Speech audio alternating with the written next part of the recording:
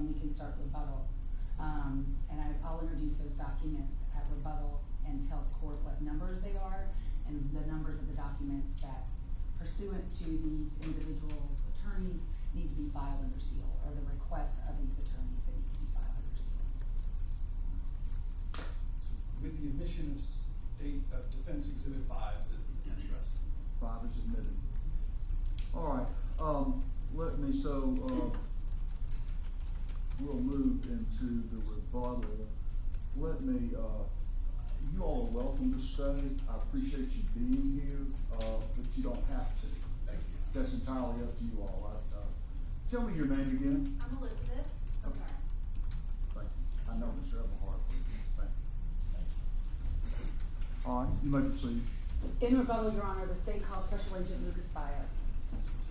And in rebuttal, pursuant to our discussions at the bench, and just now, the state's going to move to admit State's Exhibits 330, 331, and 332, and pursuant to the request of the inmates in question, the state would request that these documents be filed under seal after they are reviewed by the fact finder in this case.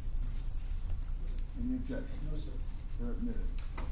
And 330, 331, 332. yes, sir. And would you like the state to prepare the sealing order, or does the court have sealing order? Okay.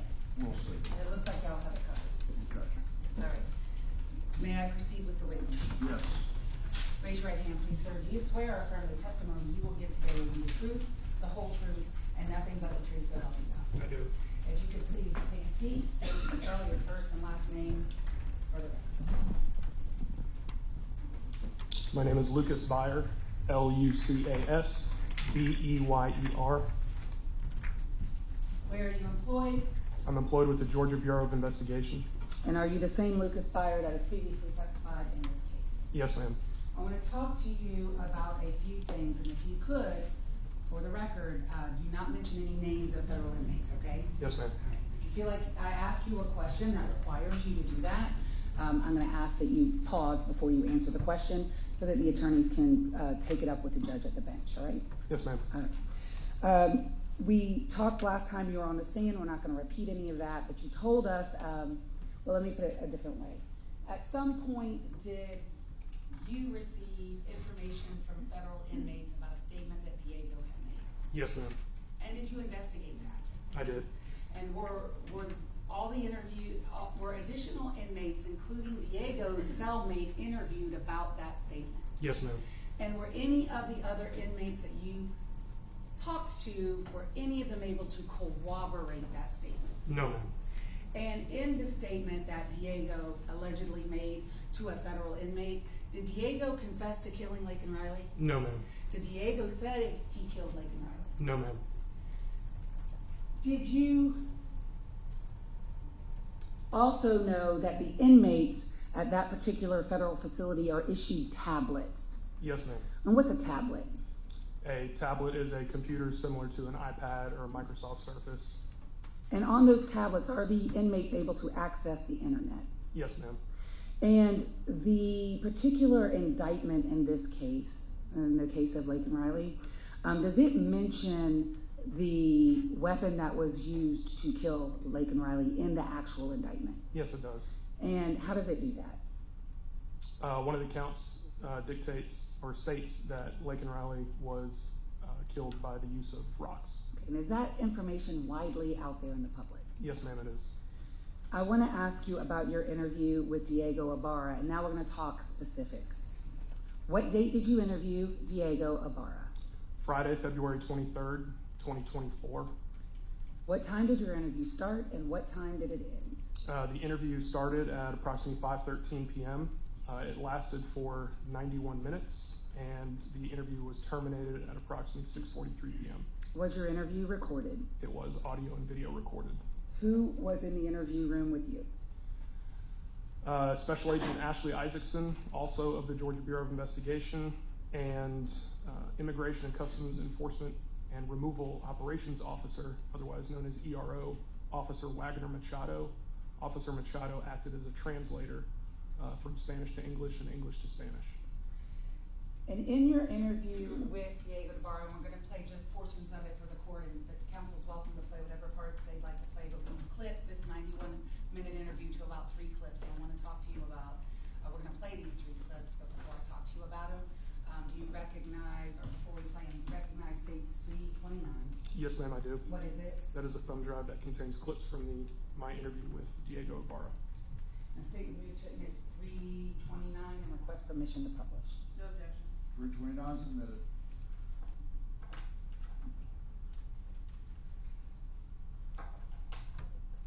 In your interview with Diego Ibarra, did you ask him if he had anything to do with the murder of Laken Riley, basically? I did.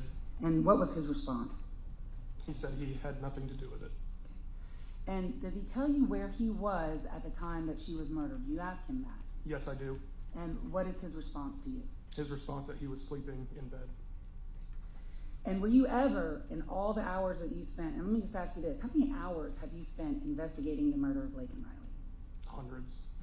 And in the hundreds of hours that you have spent, what about your colleagues who are working this case with you at the University of Georgia Police Department and at the FBI? So Sergeant Norris, Sergeant Rabu, and Special Agent Hipkiss combined. How many hours have y'all worked? It combined is thousands of man hours that have gone into this investigation.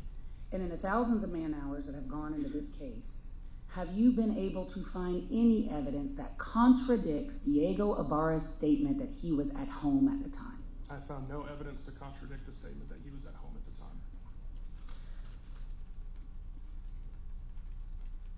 I'm going to go ahead and play clip 1 for the record. Wednesday, I started work at 4 in the afternoon. I'm supposed to have started at 3, but I didn't have a ride. I have a friend that sometimes gives me a ride.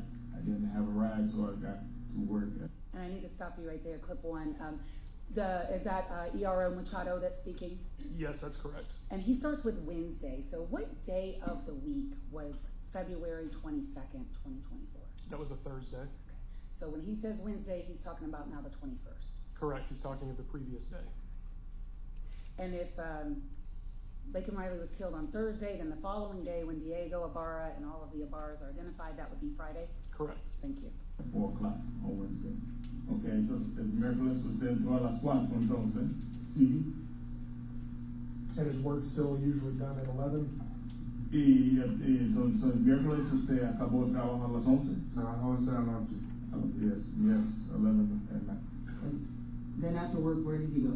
Y después del trabajo, el miércoles, ¿dónde fuiste usted? En la casa, porque nosotros no conocemos a más nadie aquí, no tenemos más ningún conocido. Nosotros somos nosotros y más ningún conocido así. Okay. So we went straight home. I went straight home. We don't know anyone around here.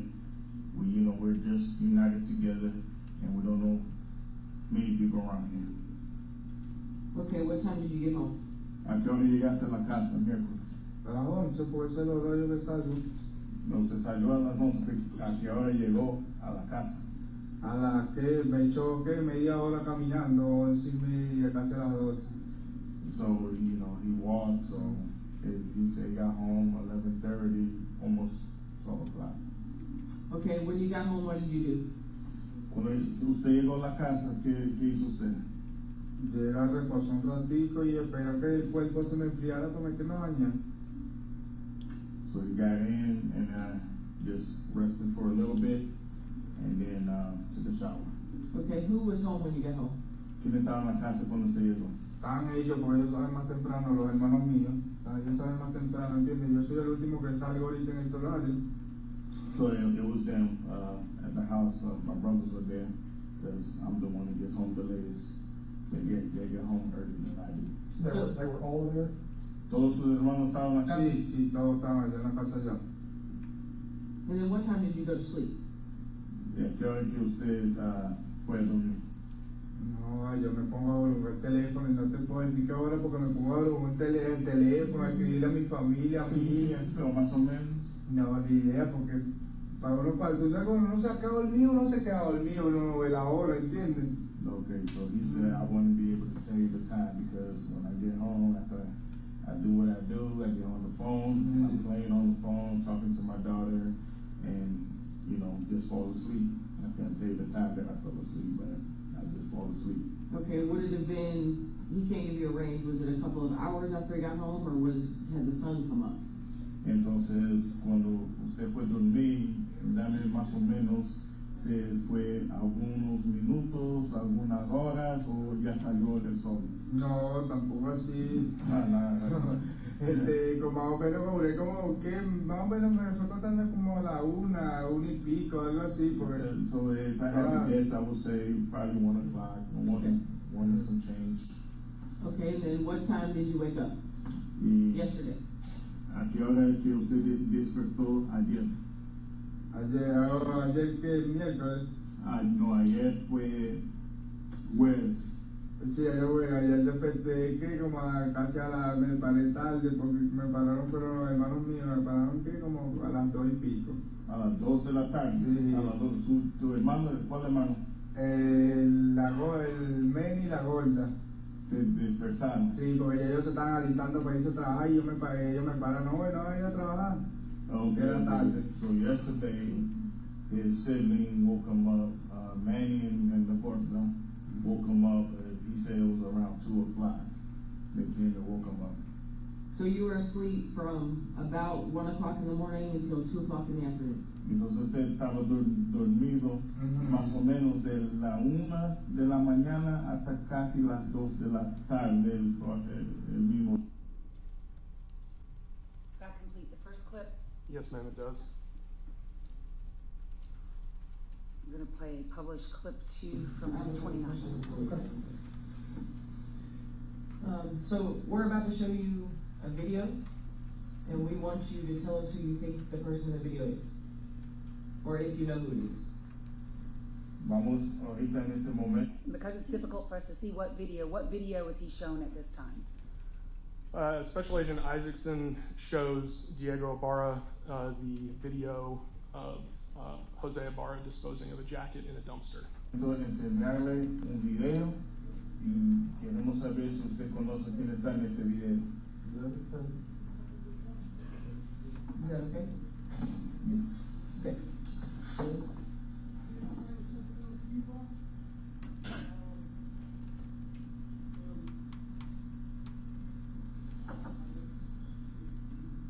Do you know where this is?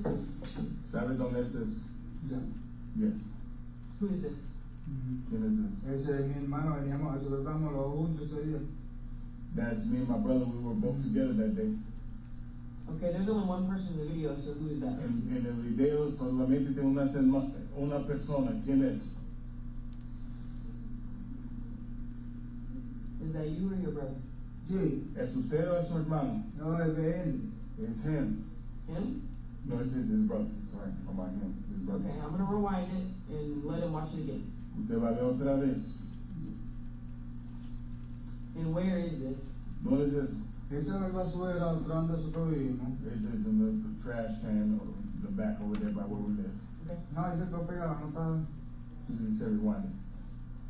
Yes, I did. Just give it a second. Dale un segundo. You'll still see him walk.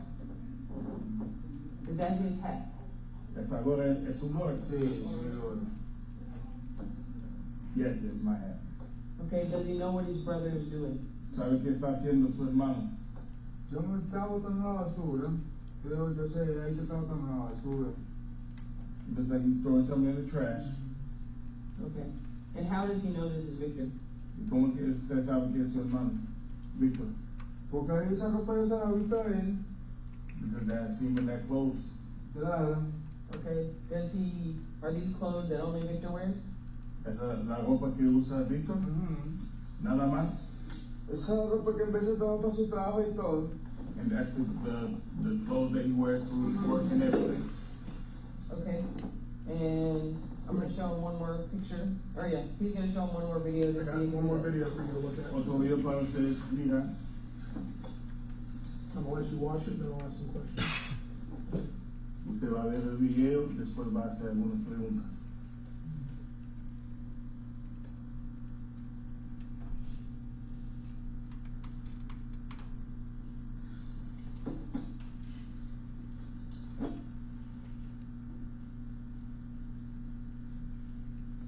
based on that? Esos videos que atrás de la Roma del autobús. What video now are you showing at this point at 6:19? I'm showing Diego Ibarra the video of Jose Ibarra at the bus stop near or at Rogers Road near Building S. So this is a different video than the one you just showed him. It is. There are videos in the back where we take the bus. That's at the bus stop? It's in la parada del autobús? Yes. Can you tell who that person is? ¿Quién es esa persona? Ese es Byer, el hermano mío. That's my brother. Claro. Is it Of Victor? course. Sí, ya lo van a reconocer yo, mi hermano. He said, of course, that's my brother Victor. I know how to recognize my brother Victor. How does he know? ¿Cómo que sabe? Porque esa ropa es la misma, esa chaqueta es lo que tiene en la casa. Because that's the jacket, that's the Sí, jacket es he la has at home. familia, claro. Ahí sabe yo como mi hermano. And he I has, know, he that's has, my brother. he has a little bit of a mustache too? Does he know why he has gloves on? ¿Usted sabe por qué está con guantes? Yo también uso guantes, yo en el bolso mío también Eso no es la pregunta. ¿Sabe por qué está con guantes? No sé por qué está con guantes el frío, me imagino yo. I don't know why he's with gloves, the cold, I imagine that. Does he sometimes bring gloves home from work, from the Chinese restaurant? Cuando está allá trabajando en el restaurante de él viene para casa con guantes. ¿Sí o no? Sí. Yes. Describe the gloves that he usually brings home. Describe las guantes que trae para Son los mismos que yo tengo metido en mi mochila, son esos. It's the same ones that I put in my backpack, the same ones. Yeah. This backpack that you can see Victor carrying, is that his bag or is that yours? Esta mochila ahí que está con Víctor ahí es la mochila de Víctor o es suya. No, esa era de él, esa no es la mochila mía era de atrás. Is that your gray backpack or is that his? Esta mochila gris es tuya o de Esa es su mochila. Yo la mía es así, pero yo la mía es de espalda. He said, okay, mine is a backpack. I don't know what he's looking at there. He said that one not, but his is gray as well. That's a bag that kind of goes across your body? Chino de lado. La mochila que usted trae De espalda. de espalda y de Víctor es que De lado. de lado.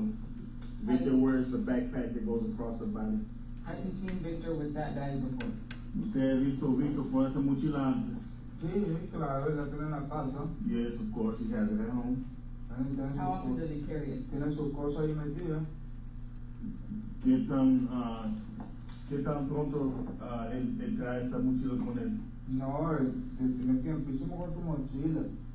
Él lleva la mochila cuántas veces por día, por semana. Ahí tiene todo, sus cosas, su cédula, todo su vaina, ¿entiendes? Su colonia, tiene todo ahí metido.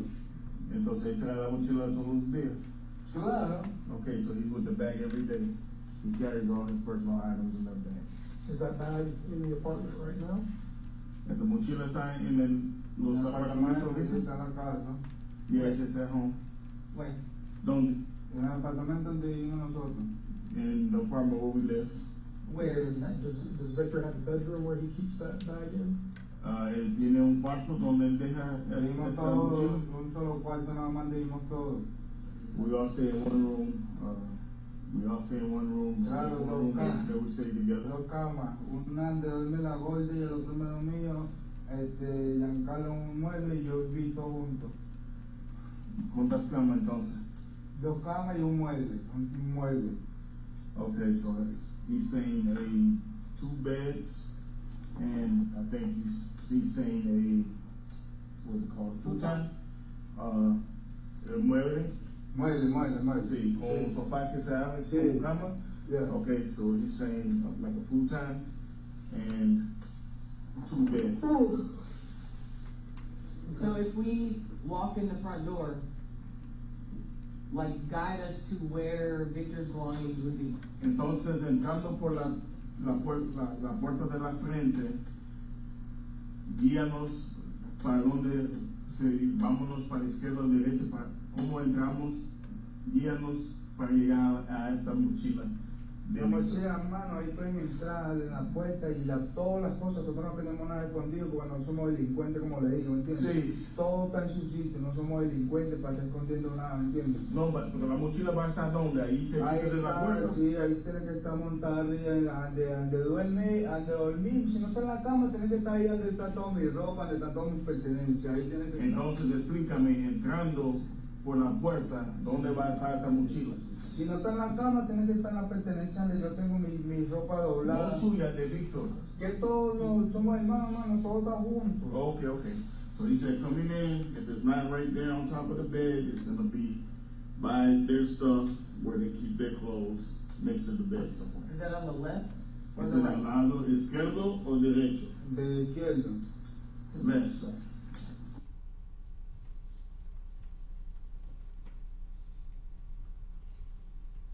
And finally, clip 3.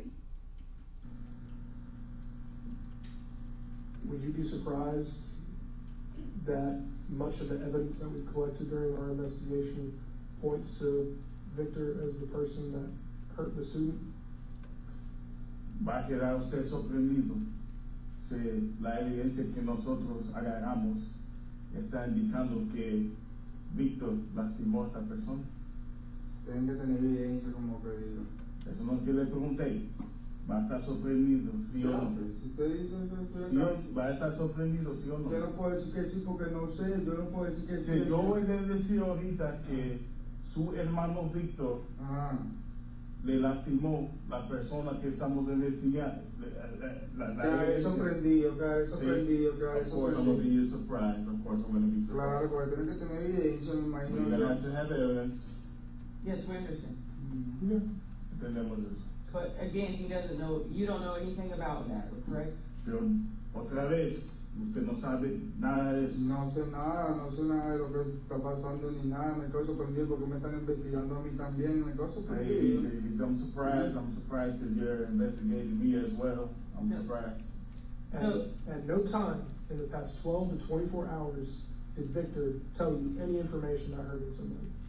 Entonces, en ninguna vez, ahorita de las 12 a 24 horas, has dicho, Víctor, que algo ocurrió, que pasó algo. ¿Te pasó algo? Sí, No.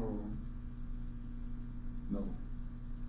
At any point in time, did you participate in trying to cover up somebody being hurt? En cualquier tiempo, participó usted en alguien estando lastimado. No participó en nada malo, que no me involucre en nada, ¿entiendes? Dígame otra vez. Que no participaba en nada, nada. I didn't participate in anything. That completes the clips of that interview that the state wishes the fact finder to consider, and of course, the other side can play what they wish, and at this time, I'll pass it.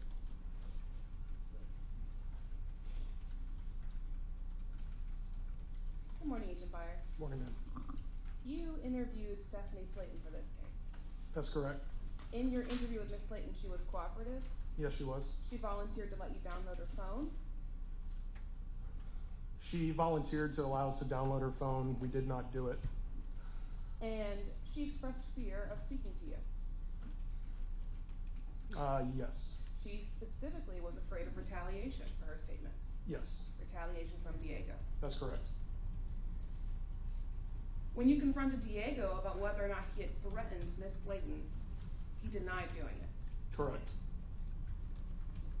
When you were speaking to the state, you said that you had no evidence to contradict Diego being at home on the morning of February 22nd.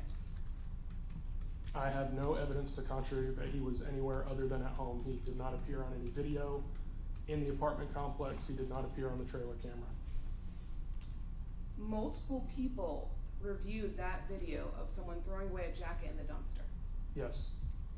Multiple people identified that person as Diego. The only person that I'm aware of that identified it as Diego was Stephanie Slayton. Bethany Paisley also said Objection, hearsay, it's rebutting, it's impeaching call him. a witness. No, it's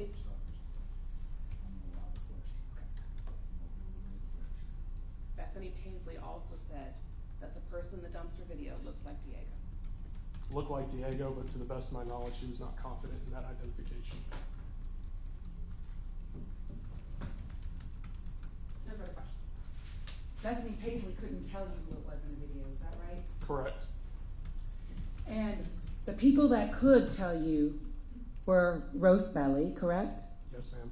Who came from New York with Jose Ibarra, right? Correct. And lived with Jose Ibarra for months. Correct. Is the same race as Jose Ibarra. Correct. Speaks the same language as Jose Ibarra. Yes, ma'am. She was able to identify him from the video. She was. Was she in any doubt in her mind that that was Jose Ibarra? Did she ever express doubt to you? No, ma'am. Same question about Diego Ibarra. Diego Ibarra is Jose's brother. Yes, ma'am. Diego Ibarra identified his brother in that video. Yes, ma'am. Did Diego Ibarra express any hesitation, any doubt that he was looking at his own brother? No, ma'am. He said, of course I know my own brother. And he did it in both videos, correct? Yes, ma'am. Stephanie Slayton, how long had she known Diego? Maybe a little bit over 6 months. Same question about Jose Ibarra. How long had she known him? A similar period of time. And she's the only person who expressed an opinion different than that of Jose Ibarra's brother, correct? That I'm aware of, yes, ma'am. And the only person that expressed an opinion different than that of Roast Belly, Jose Ibarra's roommate. That I'm aware of, yes, ma'am. And in your investigation, Special Agent Byer, is Diego's DNA underneath Laken Riley's fingernails? No, ma'am. Is Diego's DNA on the blue jacket that was found in the dumpster? Your No, Honor, ma'am. I object. This is the closing argument. She's making, this witness didn't test the DNA.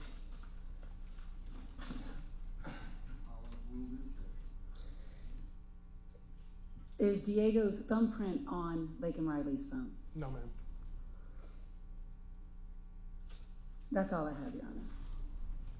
Anything else, Ms. Beck? No, Your Honor. Can you be excused? Yes, sir. No objection. Thank you, Judge.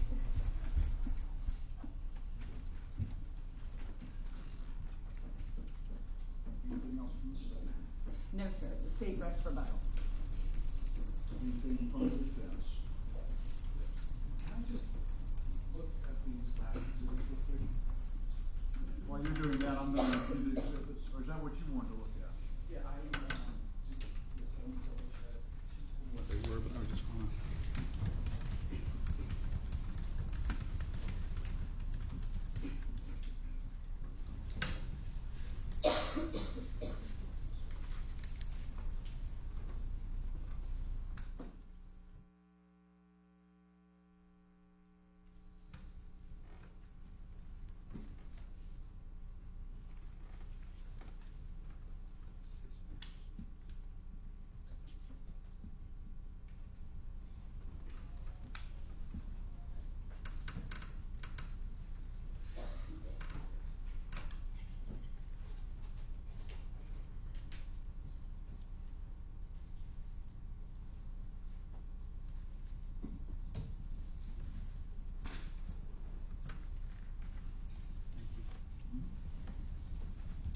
Give me a moment to look at these exhibits. Yes, sir.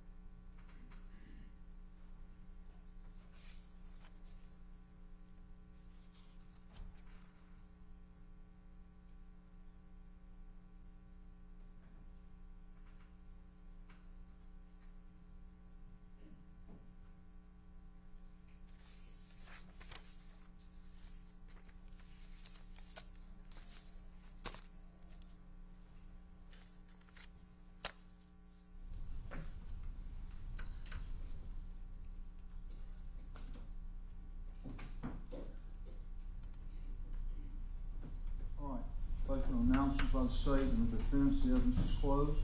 Yes, Your Honor. Are you all ready to go into summation? State is ready, Your Honor. That's ready, Your Honor. Okay. Ms. Ross, you have opening and concluding. Yes, sir.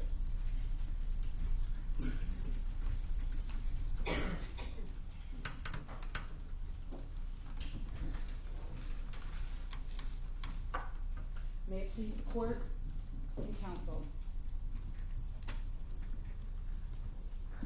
Your Honor,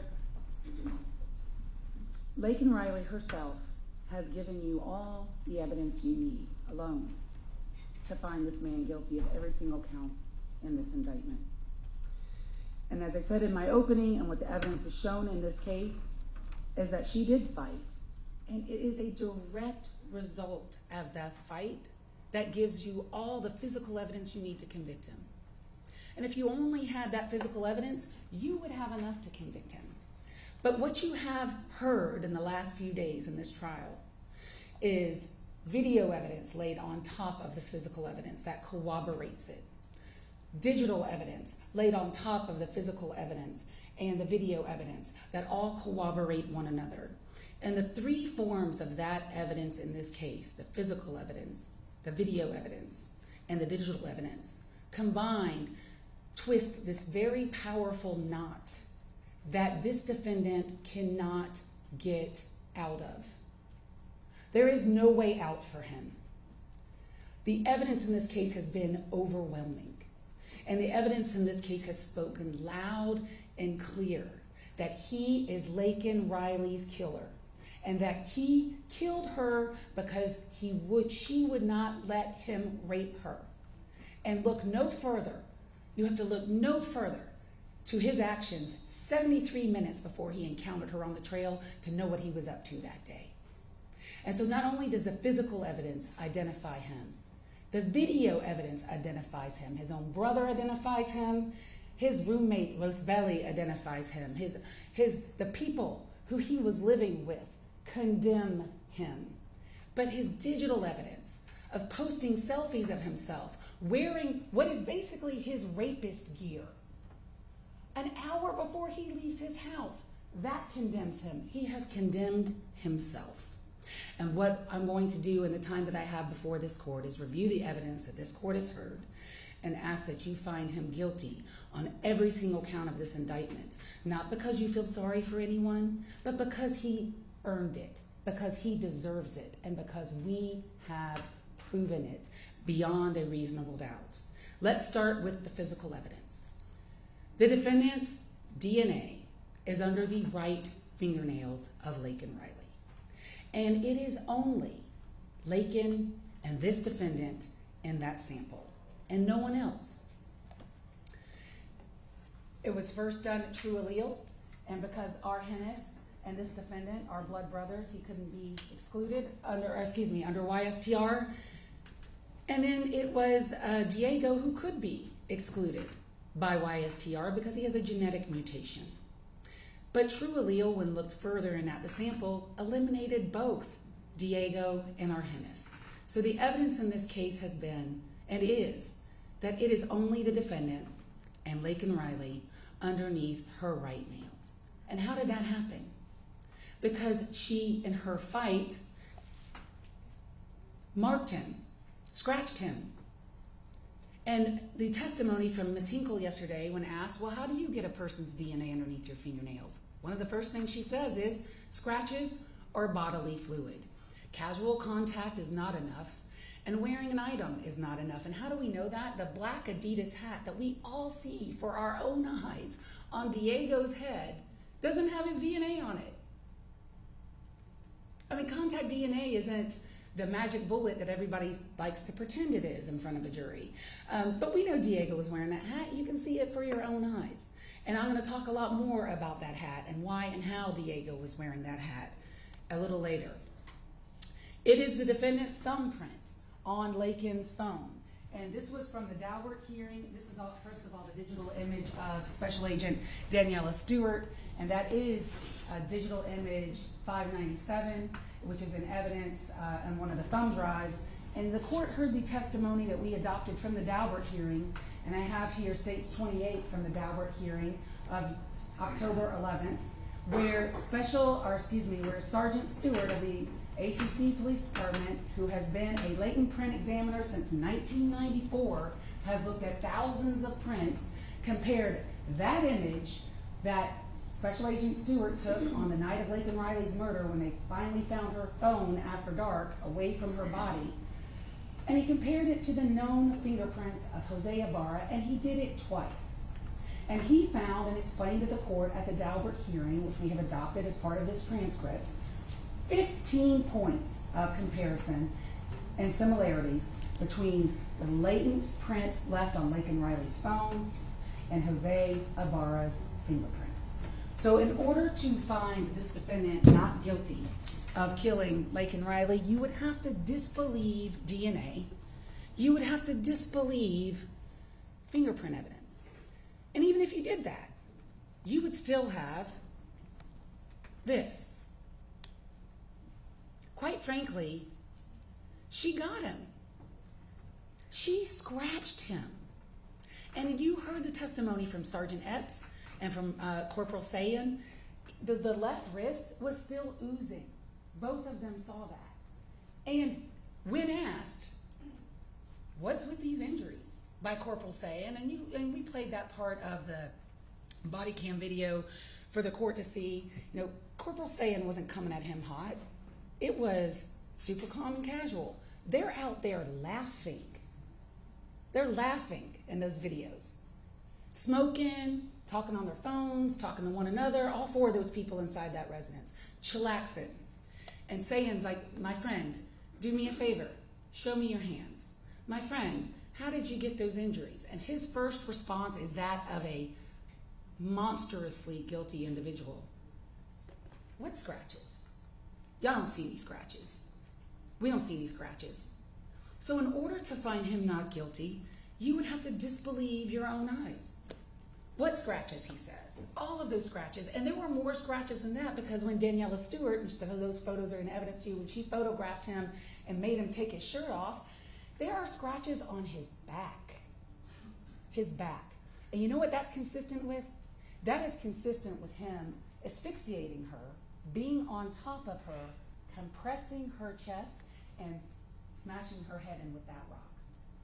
That's what that's consistent with. How do you get scratches on the back of your neck? How do you get scratches on your back? Laken left those scratches, and the physical evidence says that she left those scratches because that is why his DNA is underneath her right fingernails. She marked him. She marked him for everyone to see. She marked him for you to see. And the digital evidence that she wore that day also corroborates everything, all the physical evidence and the video evidence. We will never know. We will never know what he did to her on that trail and in what order. And we'll never know what he did to make her stop. Because quite frankly, I am certain she could outrun him if she wanted to. But she didn't. And he did something to her where she knew immediately she was in trouble. And how do we know that? From the Garmin and her phone. Simultaneously, if you put those two things together, which is what this graph is that you saw and that's in evidence, at 9:10 a.m., and there's some seconds in between them that really only matter if you're an Olympian swimmer or a track runner. It's so close together in time, it doesn't matter. It is simultaneous. Simultaneously, she enacts or tries to call 911 from her phone using the SOS function of her iPhone. And we know that from her phone. And simultaneously, at that same time, she comes to a dead stop. She stops in her tracks. And we know that that is the time she meets him on the trail. And how do we know that? Well, we know that from the FBI. Because there is a chart that I'll show you a little later in my closing argument, where at 9:10 a.m., their digital profiles overlap one another. They have met in that woods. His from his timing advance data from his phone. And remember, the moment he enters the forest, his Wi-Fi is no longer active. And so there's no Reuben data from about 8:55 to about 9:40 a.m. And that is evidence of his guilt too. The fact that he's in that forest, that means he's in the forest. And we know he's in the forest because he has no Reuben data. And we know he's in the forest because his timing advance data puts him there. And they meet simultaneously, digitally, on that trail at about 9:10 a.m. And so something happened, and this is her Garmin watch. And we know there was a fight because the way that it looks, look at this, on the trail, she's still on the trail till about 9:14 a.m. And then her Garmin starts moving off the trail. And he takes her off that trail 65 feet, 64 feet and 11 inches to be exact, 65, close enough. And he does that for only one purpose, and that is to isolate her so that he can victimize her. And that is exactly what he did. But the true allele under her nails, as damning as it is, isn't all that you have. And you could put that aside and the fingerprint aside, although there's no reason to. On the jacket that he is seen throwing away about 12 minutes or 14 minutes after her heart stops beating. And it is no coincidence that he is in that forest until her heart stops beating at 9:28 a.m. And it isn't until around 9:40 that he emerges. He is with her that entire time. But about 14 minutes afterwards, he is seen on video dumping a jacket that you have here in evidence that you've seen a lot, so I'm not going to show it to you again, that has a mixture, and this is traditional DNA. This is not true allele. This is not probabilistic genotyping. This is traditional DNA, and it is a mixture between only two people, Laken Riley and this defendant. And it's no mistake that it is blood, a mixture of their blood on that jacket. And on that jacket also are 29 hairs that are consistent with Laken Riley that all have been not all of them, but several of them have been forcibly removed from her head. And they were wrapped around the button that you see in some of the photographs when Officer Davis testified, the way that he saw it. And it is a rare day that as a prosecutor, we ever get such great evidence of tampering with evidence. But the defendant himself is on video, and here it is.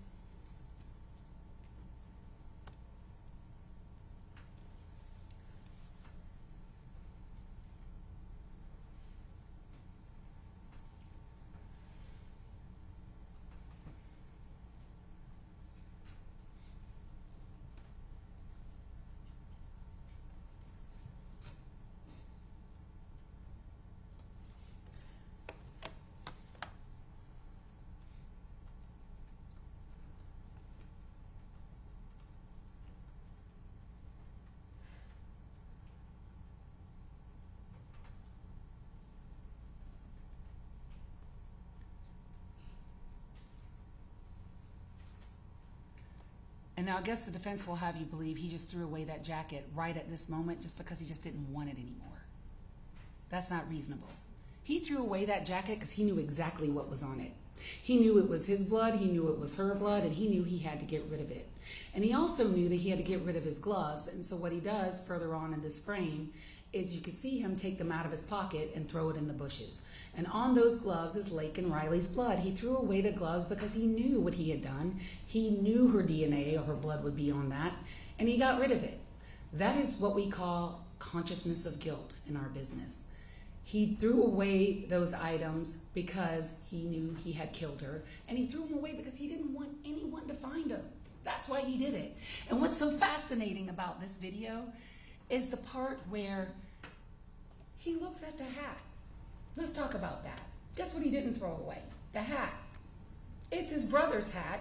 Diego said it in the interview. That's my hat. He wears his own brother's hat to go kill someone. And he looks at it. Oh, no blood on that. He didn't see any blood on it, although there is her blood on it. Puts it back on his head. Doesn't throw that away. And then lets his own brother walk around with it the next day. And the fact is, if Diego had not been wearing that hat, we may have never caught these people. We may have never caught him. But Diego was wearing that hat. You think for 1 minute, Diego would have to be the dumbest killer on the face of the planet if he killed Laken Riley and was still wearing that hat around. Because what Laken Riley's killer did was he got rid of all the evidence. At least he thought he did. And that hat right there, he couldn't see her blood. And he gives it back to his brother. And luckily for all of us, his brother decides to wear that hat that next day. And we know his brother wasn't wearing the hat on that day because you got to see the video for yourself where Diego goes to work on the day of Laken Riley's killing. He's at work and he's wearing a completely different hat. And each day that we have of the videos of where he's going to work, he's wearing a completely different hat. So this defendant, this killer, gives a hat back to his own brother that he was wearing when he killed Laken Riley. And I have to take a moment. You know, the officers in this case have done a lot of things. They dived into dumpsters. Daniela Stewart told you she was on her hands and knees on that crime scene looking for rocks that were similar. Couldn't find any rocks around where Laken Riley was murdered. A lot of it, you know, Sergeant Timothy Johnson, whose testimony we adopted from the hearing in October, you know, just hitting the streets looking for things. Zach Davis, dumpster diving. It was a combination of good police work and, quite frankly, just luck. We were lucky that Diego decided to wear that hat. And do you think for 1 minute if Diego had killed her, he would have put that hat on? No. And looking in the video that you see, and you saw slowed down versions of it, Diego has tattoos on the back of his neck. They are not in that video. Rosebelly herself, who knows both of these two, identified this defendant in that video. And if you're concerned about whether she's right about that, well, the FBI's digital profile of this defendant's device hovers over that dumpster at 9:40 a.m. It's him, and there is no doubt that it's him. Here is the FBI profile, digital profile from the CAS team of the defendant's device now over the dumpster. In the center of this is D1, 9:40 a.m. He's at the dumpster that we just saw him at, dumping bloody clothes. And how do we also know he's back at his apartment at that time?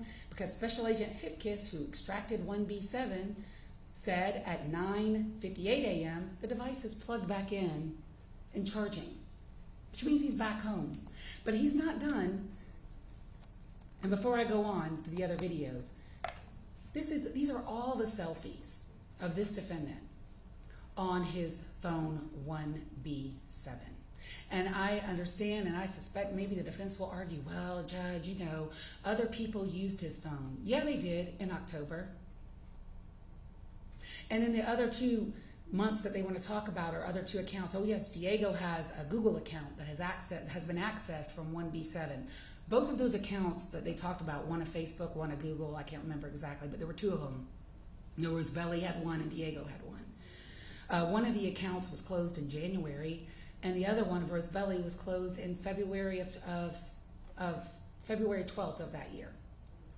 So on the day in question, on February 22nd of 2024, there is zero evidence, no evidence that anyone other than this defendant was using that phone. And any attempt to argue that someone else was is just pure speculation. Because the only activity on the phone prior to leaving is him taking that selfie at 5:30 in the morning. That's it. There's no one texting, no one WhatsApping, no one calling in the time that he's out hunting and killing.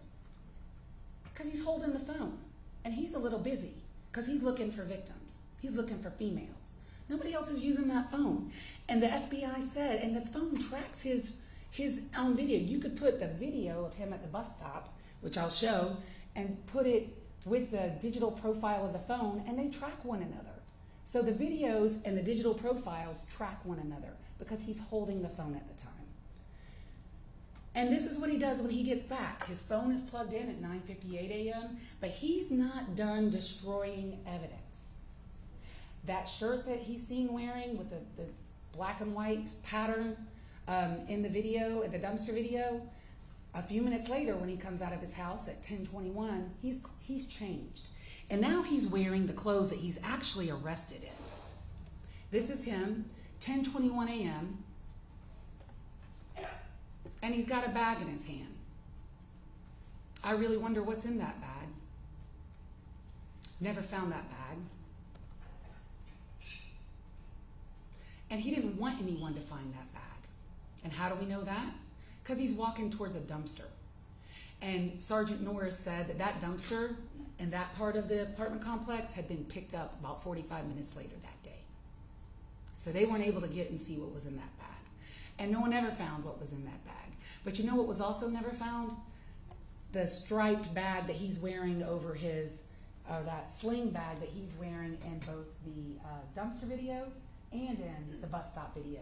That bag was never found, ever. And I suspect it's because it was in that bag that we just see. And here he is coming back 3 minutes later, and there is nothing in his hand.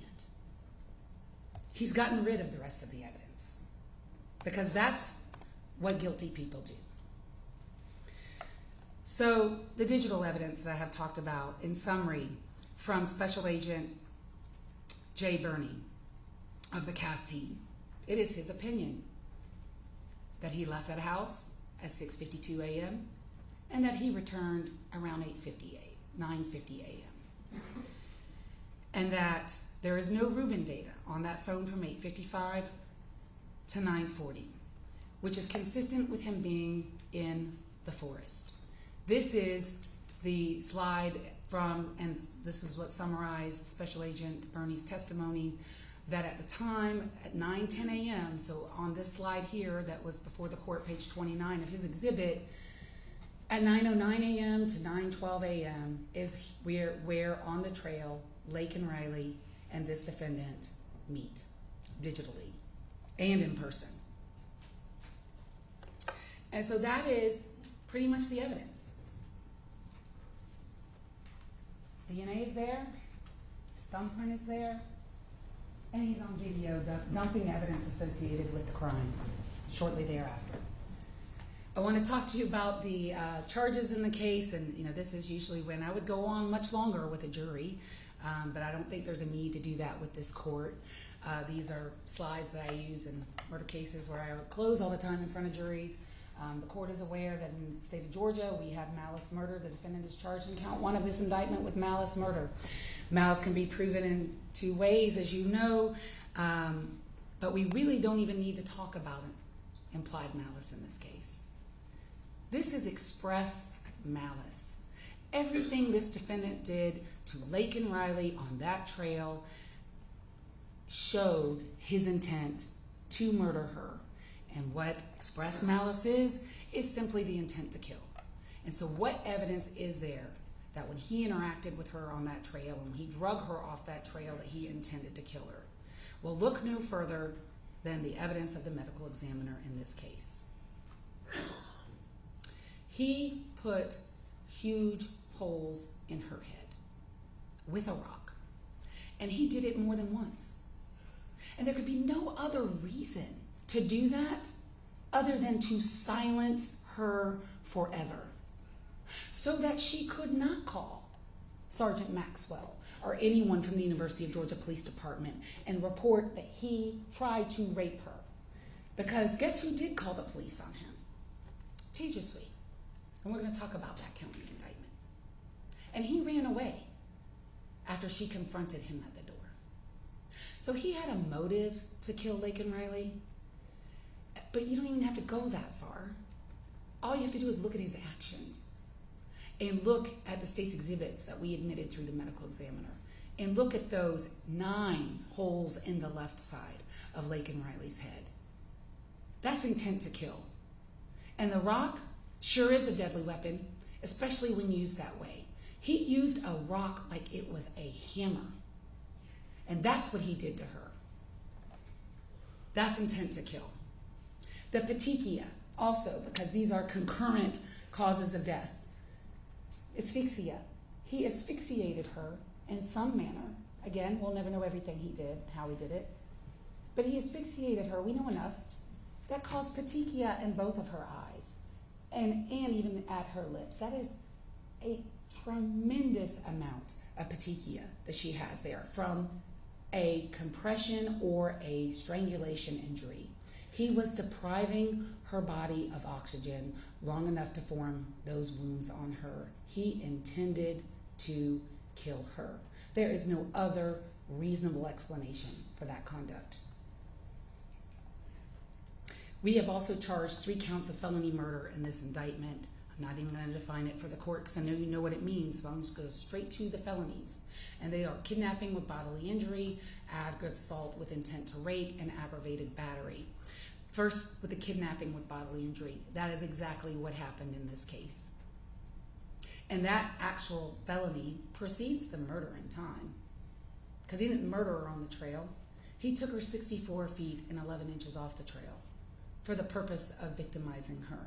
That is asportation, that is recognized under our law, and it is what permitted him to do the things to her that he wanted to do all along.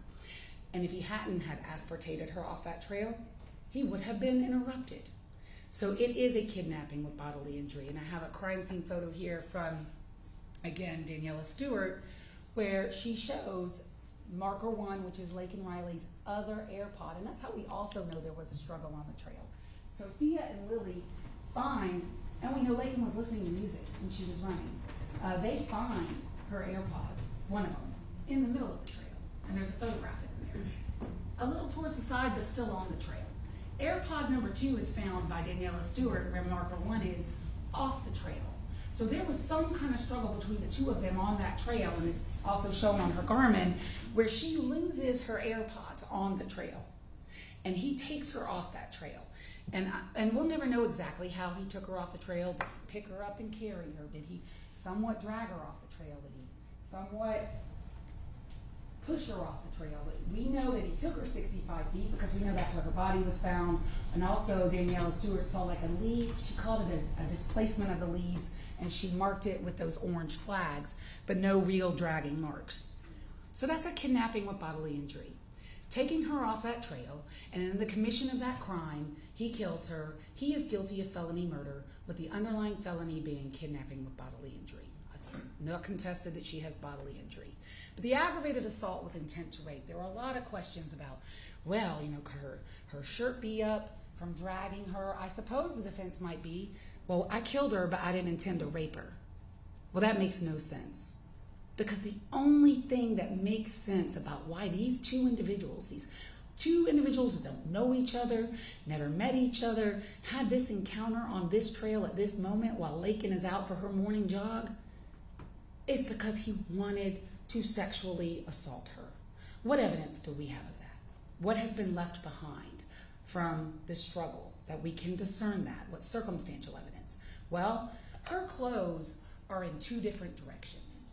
And it is important to talk about her clothes. And we're not talking about her clothes in order to shame her as a female. No.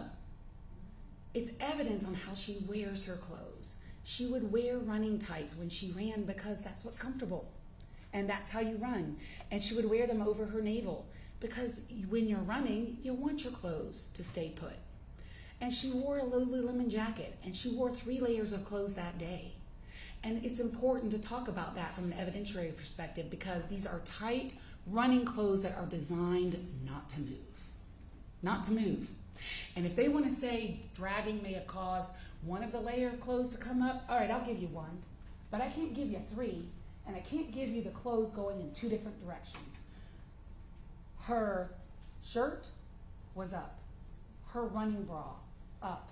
Her jacket up, and her breasts were exposed in a way that you saw in Sergeant Maxwell's body cam video, and in a way that Special Agent Byer testified to the court, and he photographed them. They were twisted all together in a knot almost above, and like almost tying down or pinning down her shoulders. That is not an accident, and that is not from dragging. And if you even want to think that that was from dragging, then how do you explain how her tights are down below her navel? She never wore them that way. Her underwear is pulled up, and you can see it in the body cam video, and you can see it in the photos from Special Agent Byer, and her underwear has been torn. He did that to her. He did that to her after he drug her off the trail. And he did that to her because he wanted to try to rape her. And we don't have to prove a completed rape, and thankfully she wasn't raped. But he tried to do it, and he was unable to complete it for some reason that we will never know. Maybe he didn't like the fight. Maybe somebody ran by. Who knows? But he didn't complete it, and we don't have to prove that he completed it. Injury to Laken's pubic bone, State's Exhibit 316, that also corroborates that he attempted to rape her. Why is that injury so low? All these injuries to her stomach, these linear injuries, that means her shirt was up when he's on top of her. Could it have been the bag? Possibly. It's consistent with a metal object. Never found the bag, don't know. But there's no reason for her to be exposed that way unless he was trying to sexually assault her. That is the evidence of aggravated assault with intent to rape. It's the only thing that makes sense about the encounter, but there's all that physical evidence that supports and corroborates that that's exactly what he did out there. Aggravated battery. I could talk forever about aggravated battery and disfiguring her skull. Just look at State's Exhibits 305 and 307. I really don't need to say anything else. Look at those two exhibits. That is the very definition of aggravated battery under Georgia law. He is guilty of aggravated battery and felony murder, with the underlying felony being aggravated battery. Obstruction of a 911 call. The SOS call was made, no doubt about that. We got that from not only Laken's phone, but we also got that from Kevin McCreevy from the 911 call center. She made a call. She made a call, it was answered. You heard the call. Kevin McCreevy testified. The caller hung up on the 911 center. That was his testimony. The 911 center called Laken back twice, and that you could see that in her phone. And neither call was answered. Who hung up the phone? Well, he did. How do we know that? State's Exhibit 28. It is no coincidence that his thumbprint is on her phone where you would go to hang up an iPhone. And also on that call, that is about a minute call, you hear him say, "Yo, Tango." I have. Yeah, you do. You do have. You had her phone, and he hung it up. And when 911 called back twice, no one answered. And her phone is separated from her body. So her body is in, she was murdered by the tree. She was moved and hidden and put leaves over her. And it worked because it took Sergeant Maxwell 20 minutes to find her, and he had her digital profile. And we didn't play the whole thing, but he testified it took him 20 minutes. And because he hid her, because he didn't want anyone to find her. We were lucky there too. But he separated her from her phone. Her phone was so far away from her, it took them hours to find it. You heard Sergeant Norris, I was walking through shining a flashlight. I almost stepped on it. You saw the video of his body cam. You saw how dark it was out there when they found his phone, her phone. He separated her from her phone because he didn't want her to complete that 911 call. And she didn't. He's guilty of that. Tampering with evidence. I've already covered this. It is rare we get this on video, but we got it on video. He's throwing away the bloody jacket. He's throwing away the bloody gloves. That's how it is alleged in the indictment. He's guilty of that. And I've already covered this. There he is, no tattoos, been identified, looking at the hat that he decides to keep. Here he is on social media, if you have any doubt that that's him, wearing the hoodie and the black Adidas hat. Did you a huge favor there as the fact finder. It's 5:37 a.m. on the day of the murder. He's about to go out, and that's how he's dressed. He is alone in all of these times. Trail cam video, Tejaswi and Sally, the other female runner that encountered him at 8:24 a.m. where he is what? In the woods. And how do we know that? Because when Tejaswi calls the police on him at about 8 o'clock in the morning, he vanishes and disappears into the back, and Sergeant Rabu testified in the direction of the Iron Fields. And he stays there. What's he doing there? What's he doing there? Well, he isn't running. I doubt he's bird watching. He's sitting there waiting for someone to come by because his first intended target, he wasn't able to get.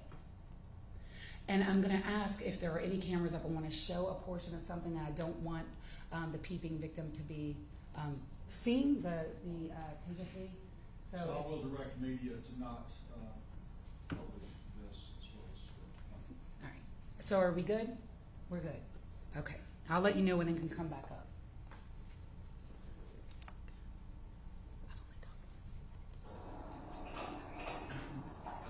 Hey, I'm sorry.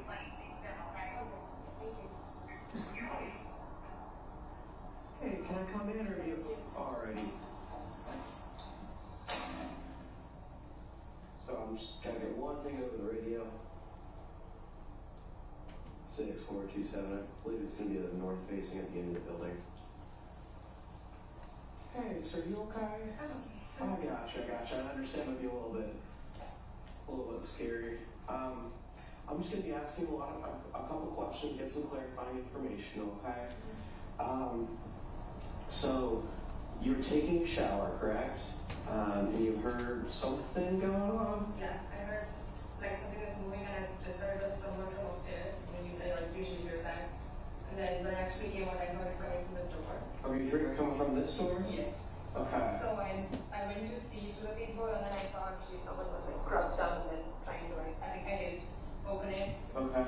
And then I thought it was just maintenance. I thought of opening, but then I was like, why would they do that right when you first knock? Yeah. So, and then I said, excuse me, and as soon as I said that, they tried to duck down, and I could see them ducking. Mm-hmm. And then they went away, and then after that, I tried to get the phone. Then when I was standing by the door, then I could see them peeping, trying to peep and take a look. They're trying to look into that. So at no point did they ever enter your door. Okay, good. In this frame, you can see, as some people would say, clear as a country mile to the back of Building S from Tasia Sweet's apartment. She absolutely saw him looking in her apartment. And when she said he was ducking, you can see that for yourself in the trail cam video. And the peeping Tom, and I'm gonna, okay, y'all can come back up now. Are we good? Okay. Is important as a charge, and you can see how scared she was and frightened in that video. She was unnerved about what happened to her. She's in the shower. And that's when he decides to try to open her door.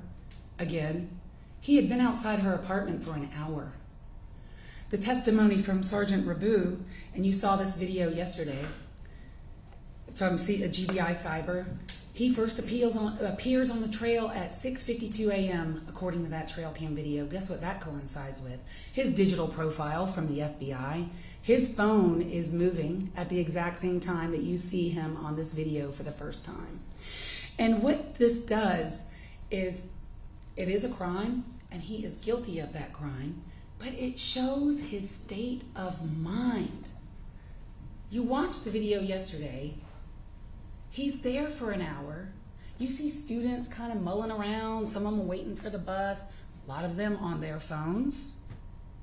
He is not pressed. He doesn't care. He talks to no one. He interacts with no one, and he keeps circling back and forth from Tasia Sweet's door to the back of her apartment, Tasia Sweet's door to the back of her apartment, and he does it 6 times, and he tries to open her door at least twice that we can see, and when she says he is ducking, there's her window, you've seen that image as well. Here is the part of the video at 7:54 a.m. You see him ducking. She is absolutely correct. And what's he wearing?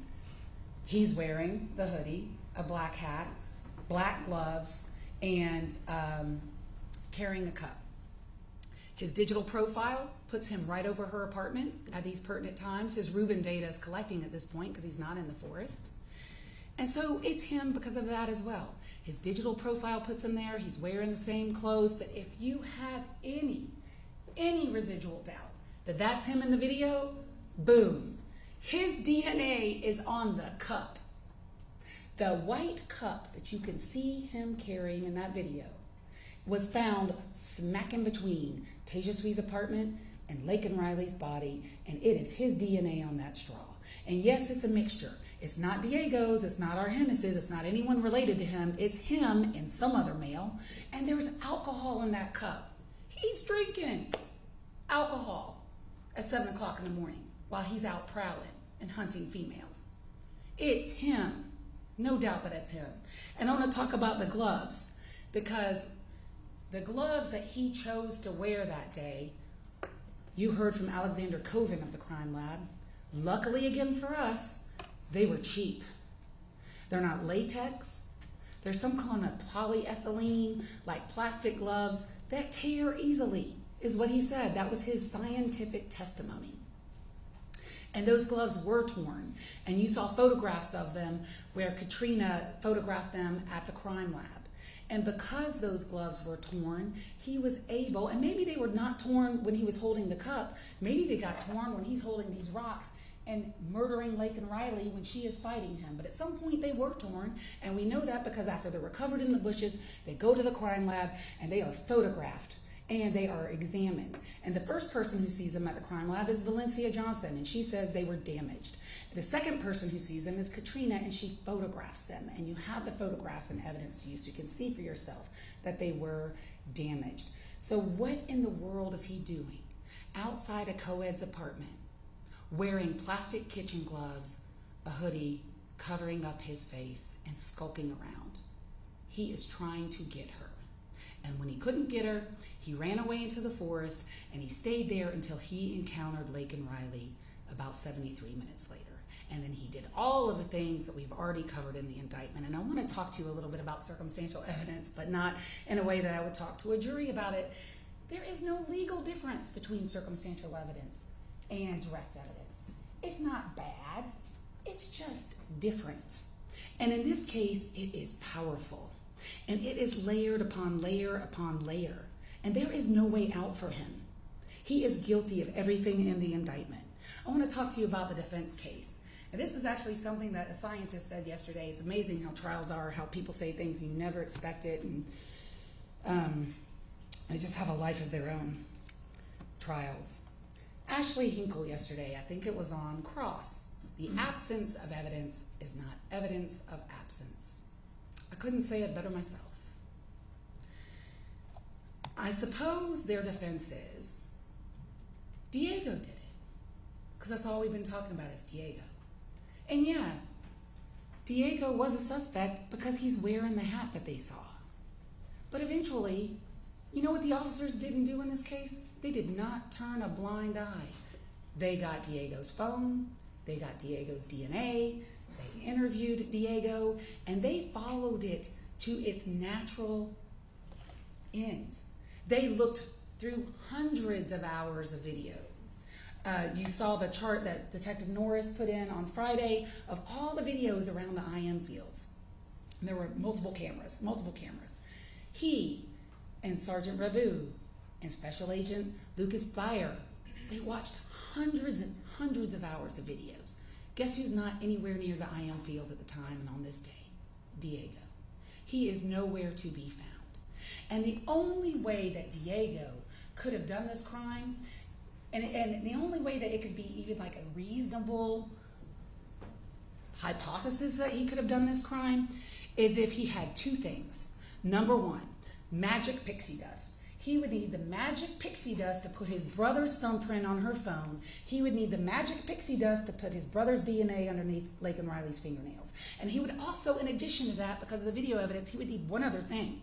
And that would be Harry Potter's invisible cloak. He would have to put that on and go to the IM fields and do these things because nobody sees him. And I want to talk about Stephanie, because what your decision is today is it's Stephanie versus science. Stephanie, who wants to invoke the fifth when asked about whether she had a sexual relationship with Diego, which goes to her motive for being here. And the conversation, which is so interesting, that she said she had with Diego on the night of the 22nd, after the police were in her apartment, and we know it had to be the night of the 22nd because it was after Laken Riley's body was found, which was noon on the 22nd. But before 8 a.m. in the morning, when Sergeant Johnson sees Diego wearing that hat that his brother left in the apartment after killing her, and she says between that time she had a conversation with him at some point. Well, guess where Diego was that day on the 22nd? You saw it for yourself. He was at work. And he was at work till about 11 p.m.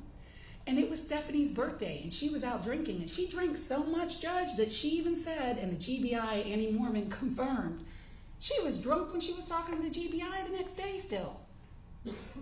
And maybe she did have some semi kind of conversation with him. And even then, if you take her at her word, it's not a confession. There is no evidence that he did anything except be a brother to him. And it's pretty low down that you're going to take the killing hat and then let your brother wear it around in the apartment complex the next day. But that's just what a killer would do. So to believe her, you would have to disbelieve all of that. And then today we heard some unreliable inmate hearsay. Not reliable. And cannot weigh anything against the mountain of forensic evidence, video evidence, and digital evidence that you've heard in this case. And yes, here is Diego wearing that hat. You think he'd have worn that if he had known what was on it? He didn't know. Glad he wore it. He didn't know. And so that completes my portion of this closing argument, and I will see to defense and see Your Honor at rebuttal. Thank you. Respect.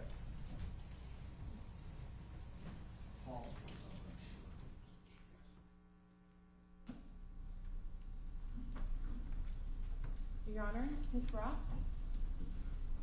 evidence that is subject to more than one interpretation is not proof beyond a reasonable doubt. As Mr. Kirby said in his opening, the evidence in this case is graphic and disturbing, and it is deeply sad. And I don't envy your position, Your Honor. The rest of the people in this courtroom get to be human. We can feel shock and outrage. But Your Honor is the court. You are the embodiment of law. And as the court and the fact finder, the law requires that you not allow your verdict to be swayed by sympathy for anyone. It must be based on the evidence. Mr. Ibarra, acting on our advice, elected to have a bench trial, trusting that Your Honor could, and believing that Your Honor would, set aside the emotions in this case and simply consider the evidence. So I'm going to catalog for Your Honor why I think the facts and the evidence in this case should leave you with some reasonable doubt. Before I do, I want to touch on two legal principles. Your Honor is already familiar with them, but I do want to make my legal arguments clear for the record. The first legal principle is embodied in OCGA 2446. And that law requires that when the state's case is built on circumstantial evidence, they have a higher burden. They have to go one step beyond proving their case beyond a reasonable doubt. They also have to exclude, beyond a reasonable doubt, any other theory consistent with Mr. Ibarra's evidence, in a sense. Because the evidence is subject to more than one interpretation, it is not proof beyond a reasonable doubt. And while the evidence in this case is voluminous, it is circumstantial. The second principle is the difference between a party to a crime and accessory after the fact. This principle is codified in OCGA 16-1050, and I would also direct Your Honor's attention to Purvis versus the state. Purvis is spelled P-U-R-V-I-S. That is 208 Georgia Act 653. And that case basically explores the difference between proving that someone is involved in a crime while it is committed versus proving that someone is involved in the cover-up of a crime. The important difference, Your Honor, is that if the evidence shows that Mr. Ibarra was involved in the cover-up of the crime, but does not prove beyond a reasonable doubt that he was involved in the murder itself, Your Honor would be authorized to find him guilty on the tampering with the evidence charge, but not with the murder. So now I want to talk about the evidence that was presented. First, I'm going to discuss the reasonable doubt in the state's case that Mr. Ibarra was involved at all. Then, I'm going to discuss two alternative theories that are consistent with the evidence that would show Mr. Ibarra is not guilty of the malice murder or the felony murders. And then finally, I want to discuss a few specific elements of a few crimes and the evidence we've heard on those. The state bases its case in chief on some categories of evidence. There's DNA, there's a fingerprint. They talked about the digital evidence and the surveillance footage. There is reasonable doubt in each of those pieces of evidence. I'll start with the DNA. There is doubt based on what was tested and doubt based on what was not tested. When Ashley Hinkle was on the stand testifying and Mr. Kirby was cross-examining her, she talked about the limits of her science. She talked about the fact that some of the factors involved in testing for DNA are controlled by humans and some are run through a program. She decides how many people's DNA is on an object and then asks True Allele software to compute from that number of people the likelihood of whose DNA that is. Her decision impacts how the test is run. She told you that there is an element of randomness in True Allele, and that if they run the same test multiple times, different probabilities will come out. And that's what happened in this case. Your Honor should be skeptical of the DNA evidence also because of something that Ms. Ross talked about. A hat that we know for certain was on Diego, a hat that we know for certain was his hat that he claimed. Nothing on that hat tested positive for his DNA, which goes to show that even if someone is wearing clothes, touching clothes, owning clothes, DNA is not always going to show up when the lab tests it. People in court wore gloves when they handled this evidence because they were afraid of cross-contamination. They were afraid that their touch would impact the reliability of future DNA tests. When you look at the apartment from which these clothes were taken, that is a lab tech's nightmare. There are clothes everywhere piled together. It's 5 people living in one room. And the state's theory is that they shared clothes. Of course their DNA is going to be on each other's clothes. It's more than possible that one brother's DNA would get on another brother's clothes. In fact, it's probable. And who would have had the most cross-contamination? Diego and Jose, because they shared a bed and they shared clothes. When it comes to True Allele, I do believe our argument is hampered by not having an expert, but there are clearly flaws with that testing system. One of the tests that they ran for the evidence in this case came back to a retired GBA agent who was not involved with the testing of the case and was not in any way could have had their DNA on that object. There's also doubt based on what was not tested for DNA. There was a bloody thumbprint on Laken Riley's phone that they believe was placed there by the killer. And they chose, rather than swabbing that for DNA, they chose the less reliable scientific method of fingerprint evidence. There were no swabs tested of the phone, even though Saunders testified that they did take swabs. There were no swabs tested from Laken's neck and torso. But perhaps the most important is that they swabbed Jose Ibarra's hands and his fingernails. And their theory is that his gloves ripped enough for him to leave a fingerprint on a phone. That rip would have allowed him also to have contact with Laken Riley's body.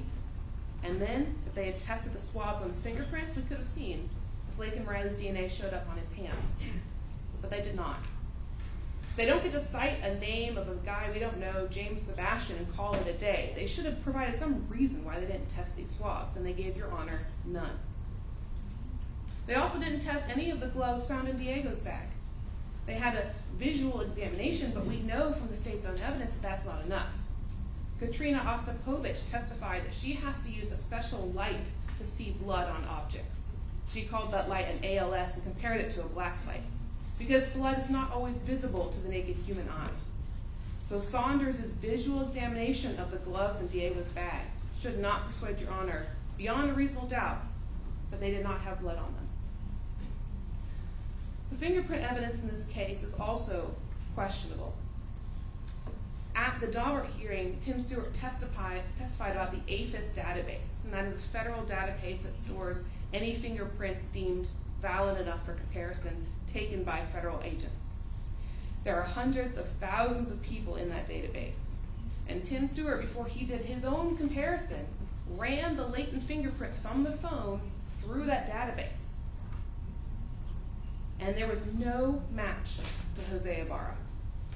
He wasn't even in the 120 possible candidates that Athens populated for Tim Stewart. I want to also speak briefly about confirmation bias. When we were speaking to the medical examiner, she talked about how when she looks at the case, there's information already populated in the system that she doesn't generate. The case number and the involved parties.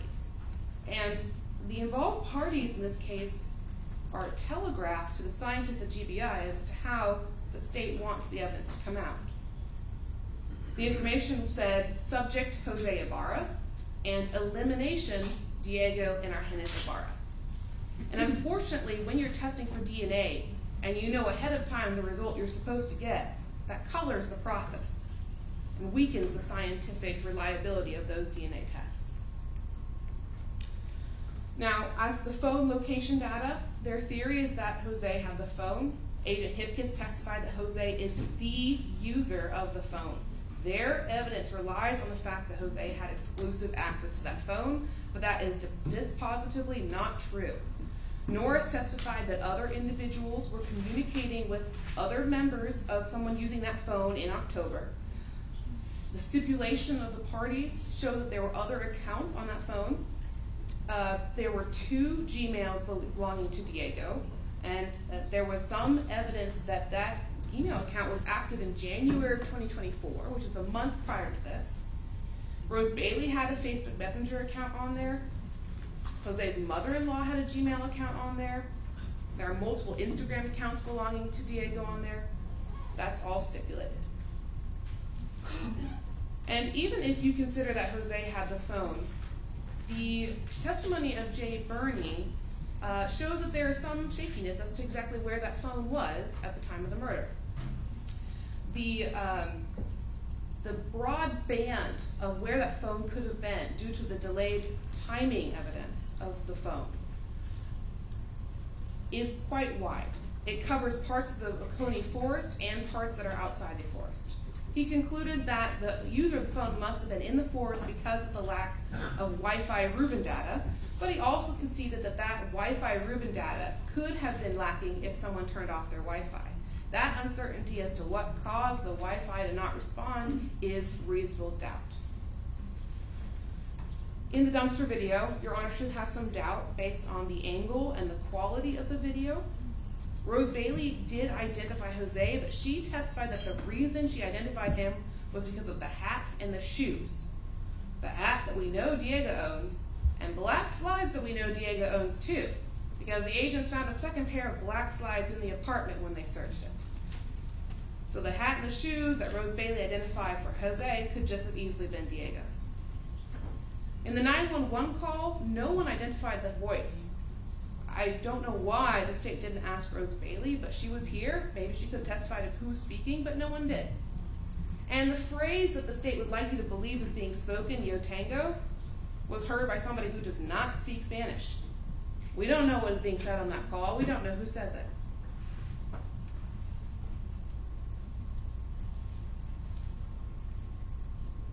There is an alternative theory in this case that makes sense of some of the discrepancies in the state's case.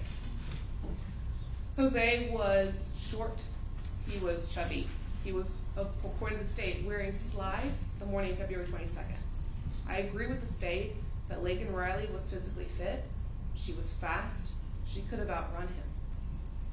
But there's another suspect in this case who was taller, who was more physically fit, who was wearing sneakers on the day of the murder, and that is Diego Ibarra. We know from the dumpster video that the person throwing away the jacket is tall, because Officer Zach Davis testified the slot into which the jacket was thrown was about 6 feet high. The person in the video didn't have any trouble, it was parallel to their head or just above it reaching that slot. That suggests someone that's taller than Jose Ibarra. We also know from Joseph Clemente that there was a second person out wearing dark clothing, not a runner, on the day of the murder. He testified that between 9:46 and 9:48, he saw somebody who was skinny, wearing dark clothing, wandering around the intramural fields, and was about 6'9" or taller. That description matches Diego to a T. And we know it can't be the same person in the dumpster video because it happens at the same time. The dumpster video is at 9:44. Clemente is pretty certain about his timeline because he's tracking his position using a running app on his phone. Other evidence that suggests Diego is the one who killed Laken Riley is, of course, that the fact he was wearing the hat with Laken Riley's blood on February 23rd. According to the state, you can see blood on black clothes, so Diego, when he's choosing hats that morning, should have been able to see that the hat was bloody. But more importantly, Officer Epps testified that he observed dirt on the brim of the hat. Tim Johnson testified that he observed dirt on the brim of the hat. There is no way Diego put on that hat without noticing something was strange about it. And the reason he put it on, without questioning why it's got dirt and blood all over it, is because he already knew that it was there. The state would like to say that Diego would have to be the dumbest killer in the world to put it on, but unfortunately for the state, that's exactly what the person in the dumpster video does. After he examines the hat, he puts it back on. So if their theory is that's Jose, or that's Diego, either way, the killer put the hat back on his head after having been committed in a murder. So that argument does not hold water.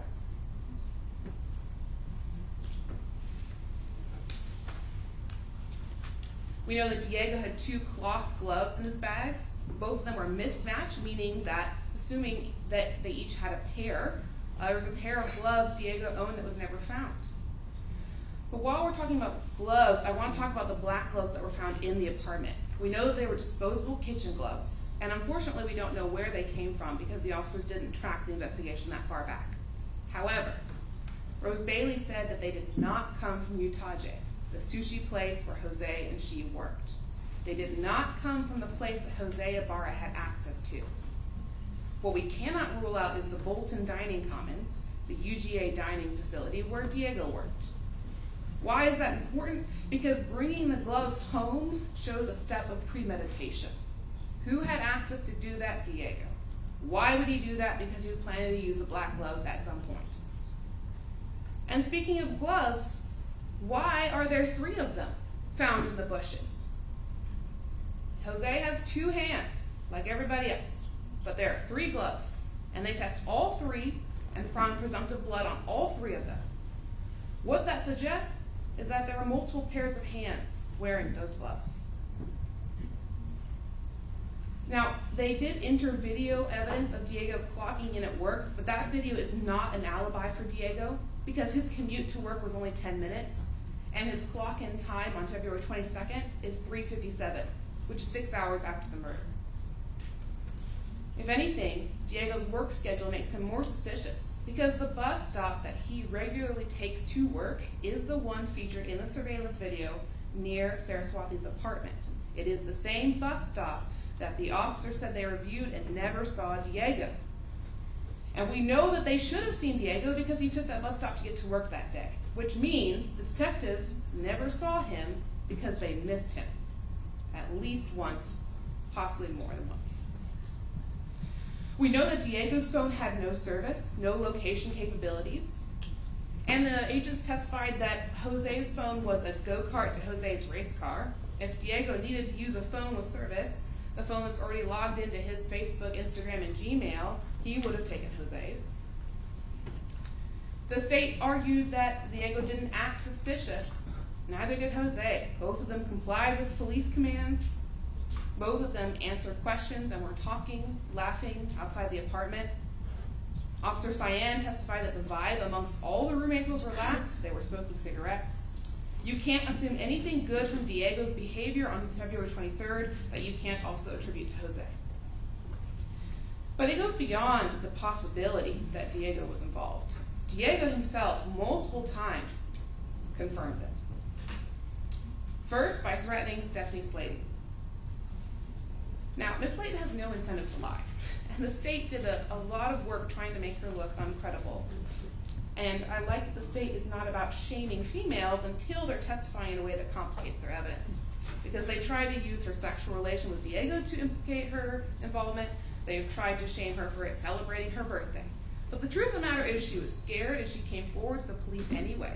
She talked to them multiple times. She offered to let them download her phone, even though she was fearful of retaliation.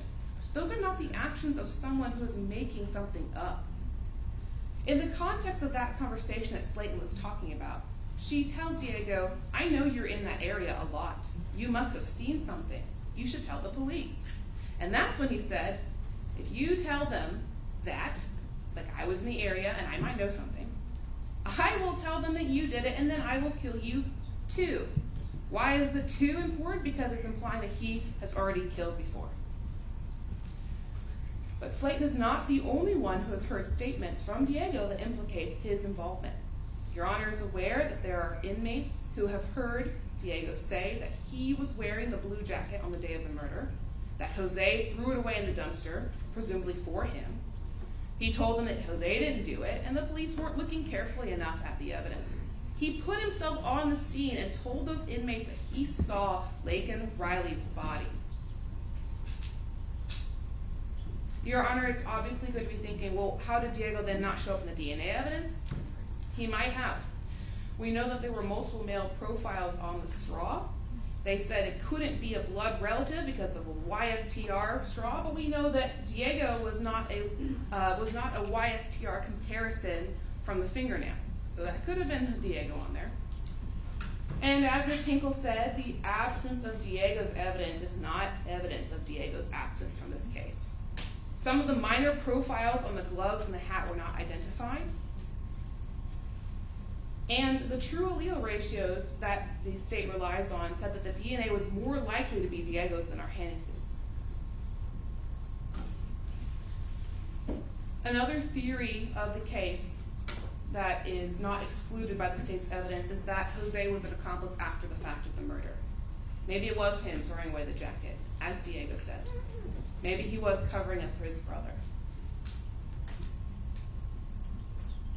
Maybe one of the two men in the area went to the dumpster and one went to the retainment pond at 9:46, which is where Joseph Clemente saw somebody standing. Maybe one of them dumped clothes in a dumpster behind the apartments, and maybe one dumped clothes in the woods, where Officer Krischer found clothes exactly in that area that were not tested because they didn't fit the simplistic narrative of the state. Maybe there were two men involved in covering up Laken Riley's body, which is why there were 3 gloves recovered in the bushes. 2 people wearing 2 gloves, and we just don't know what happened to the 4th. To explain why there are 2 rocks in this case. We know that Jose was looking for Diego on the morning of February 22nd, because Agent Hipkiss testified that at 2:30 in the morning, there's a missed call from Jose to Diego. So there is some evidence that he was looking for Diego. The Spanish phrase in the 911 call could be Yo Tango, but it could also be the name Diego. That could be Jose saying his brother's name. Under that theory, of course, Jose would be guilty of tampering, but that theory does not prove that he was present or involved in the murder of Laken Riley. I want to speak last about 2 specific charges, aggravated assault with intent to rape and the peeping Tom charge. Their basis for concluding that the aggravated assault was intent to rape was the state of the clothes and the markings on her body.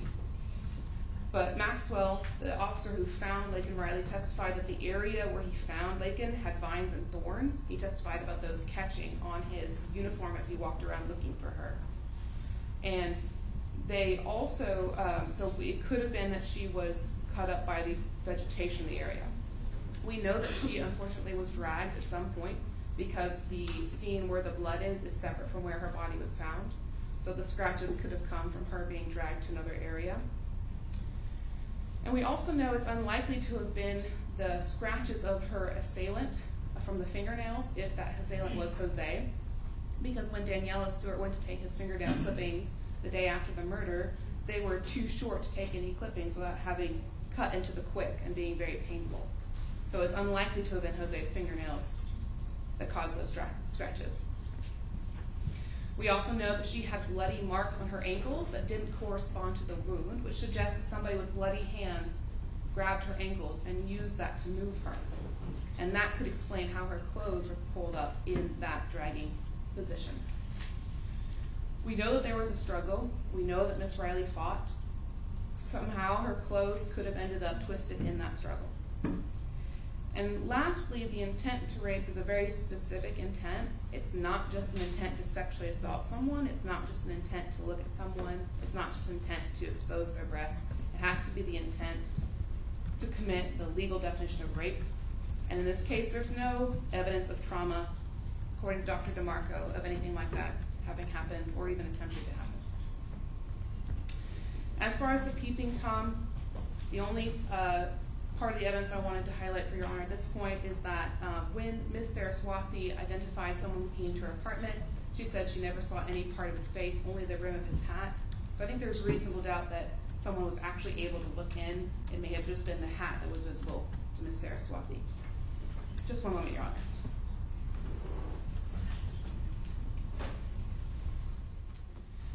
Evidence that is subject to more than one interpretation is not proof beyond reasonable doubt. I would remind Your Honor that even if you think the alternative theories of the evidence are less likely, but they present any reasonable doubt, you would still be required to find Mr. Ibarra not guilty. We ask that Your Honor apply the exacting standard of the law to these facts and find Jose Ibarra not guilty. Thank you. Ms. Ross? So what we just heard really is magic pixie dust defense. It is not reasonable, it is not supported by any evidence, and it is desperate. And it is a combination of a break with reality and mischaracterization of the evidence. And I can just give you a few examples. They did not report, the GBI did not report that someone else's DNA who used to work at the crime lab was in any of these items of evidence. That was not the testimony at all. The testimony is that they have a validation for true allele, and if any amount was a 4% contributor or falls below their threshold, those are not reliable results, which is how they compensate for the known error rate of true allele. The GBI will not report results below the known error rate of true allele. Every single result in this case that is before Your Honor is reliable, reproducible, and validated. That's why they reported it. If it were not those things, they would not have reported it. And then let me give you another example of the desperation. Well, the straw could be Diego's. No, it can't. It wasn't a YSTR result with the straw. It was a true allele result. And it was this defendant's DNA on the straw with a mixture of someone who the expert testified is not a male relative. He could not be on that straw. So what we have heard is truly a mix between mischaracterization of the evidence and the magic pixie dust defense. There is no reasonable explanation for all of this evidence other than he is guilty of every single count in this indictment. And the you should acquit him because Tejasvi only saw the rim of the hat. That completely ignores that there is a head on the hat. That is desperate. And she said herself, he peeped. I see him peeping in my window in the body cam video. He is guilty of that, which shows his state of mind. And her aggravated assault intent to rape truly is what I thought it would be, which is he killed her, but he didn't try to rape her. Her underwear is torn. And I know Your Honor is an experienced jurist. There are multiple cases out there in the state of Georgia that disheveled clothing alone is enough to support a conviction for aggravated assault with intent to rape. But we have more than that because we have his motive 73 minutes before, and we have evidence of her clothes going in two separate directions. So those are, as my old trial partner used to say, just ink in the water. That's just to distract the court. The defendants, our evidence isn't based upon him having exclusive access to the phone. We never said that. She said that. What we have said is he had the phone that day, and there is no evidence to contradict that testimony. In order for you to find him not guilty, you would have to ignore all the evidence. They're saying, don't believe the DNA, it's not reliable. Don't believe the fingerprints, it's not reliable. And by the way, Tim Stewart covered in the in the Albert fingerprint hearing that it is not unusual to not get an APHIS hit, but still do a hand-to-hand comparison and have a match. And his results, if you're at least a bit skeptical about them, and you shouldn't be based on his experience and his training and the methodology and the board that he created and how he explained how he got there, were blind peer reviewed by another completely different examiner who came to the same conclusion. This is reliable evidence. This is reliable forensic evidence. And then they're like, oh, well, don't believe the digital evidence because you can't believe that either. There's no reason for you not to believe all the evidence in this case that's been put before you. And when you look at all of it together, it has only one reasonable explanation, is that he is guilty of everything in this indictment. And for the past week, Miss Jackson and I have been fighting for Laken Riley every day in this courtroom. We're done. Our work is done. And we turn this case over to you to make a decision on all of this evidence in this case. And we are asking you, in your decision, to render a verdict that speaks the truth about what happened that day, on the 22nd day of February, 2024, when this man took the life of an innocent woman, just going about her business, living her best life for no reason. It's senseless, and only you can end it. We're asking you to find him guilty of every single count in this indictment, to bring justice to Laken, her family, her friends, Tejaswi, and your entire community here in Athens. Thank you, Your Honor.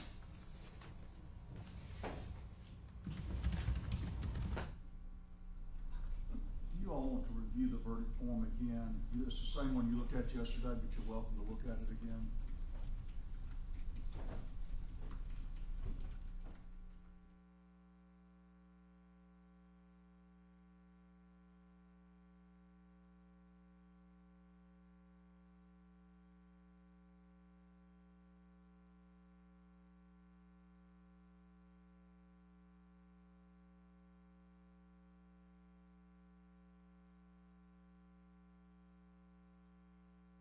We'll take a 15-minute recess.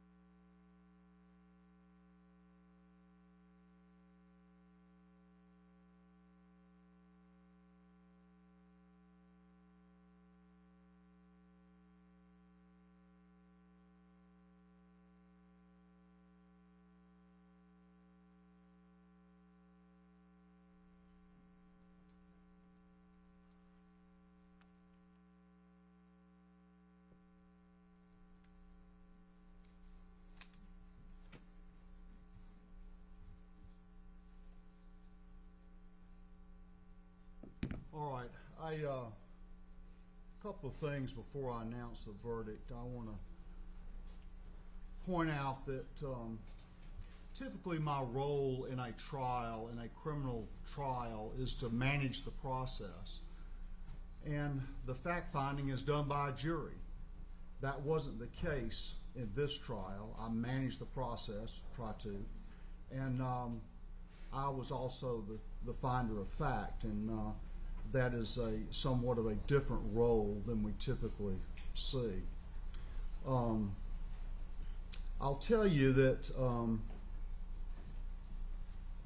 you may have seen me, I make notes during the trial. I probably filled up 2 legal pads full of notes during the trial, but the closings I want to just listen, and that's what I did.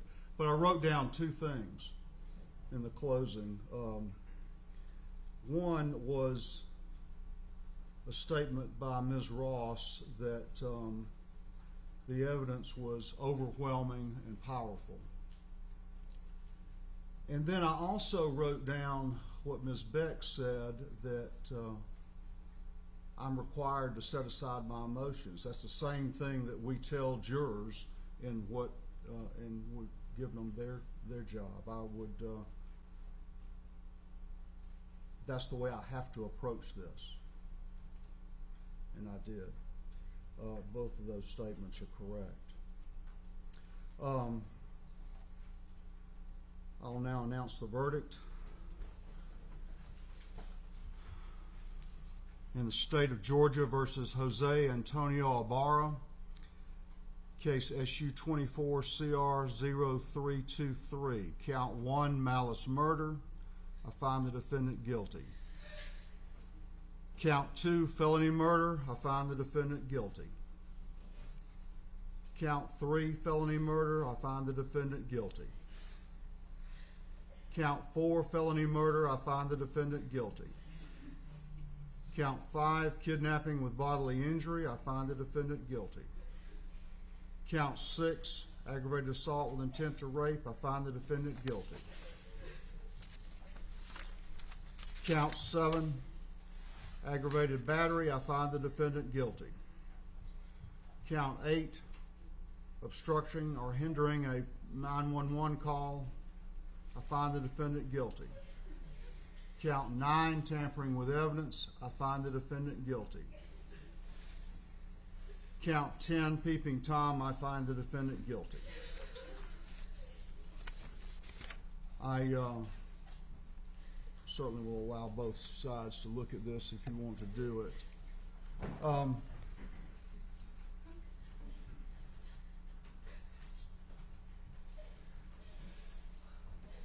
The next step is sentencing.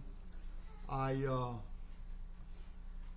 prepared to go forward with that now, or if either side suggests that you need a few minutes, an hour break or something to do that, then I'll certainly do that as well. Consider that. We have one moment, Your Honor. Sure.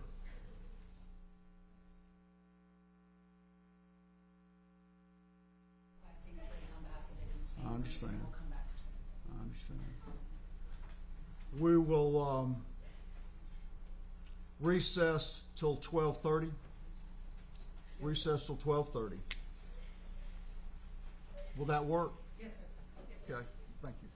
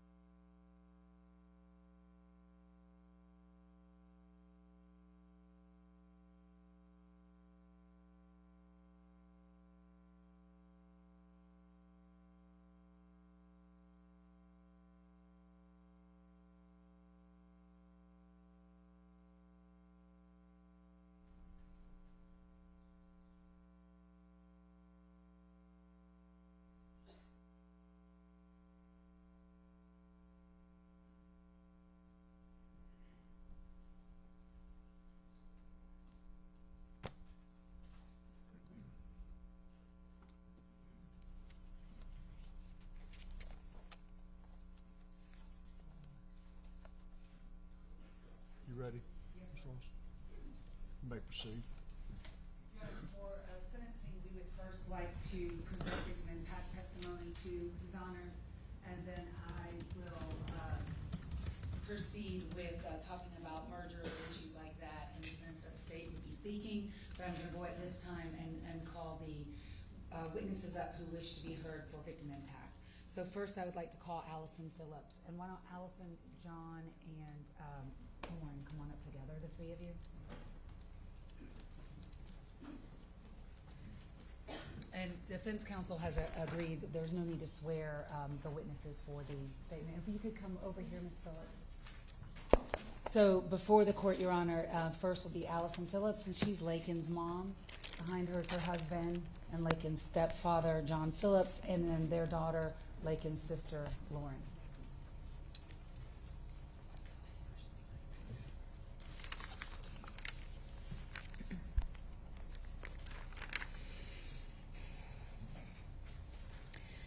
Your Honor, on February 22nd of 2024, our family and friends were given a life sentence without a chance of parole. Jose Ibarra took no pity on my scared, panicked, and struggling child. There is no end to the pain, suffering, and loss that we have experienced or will continue to endure. On that horrific day,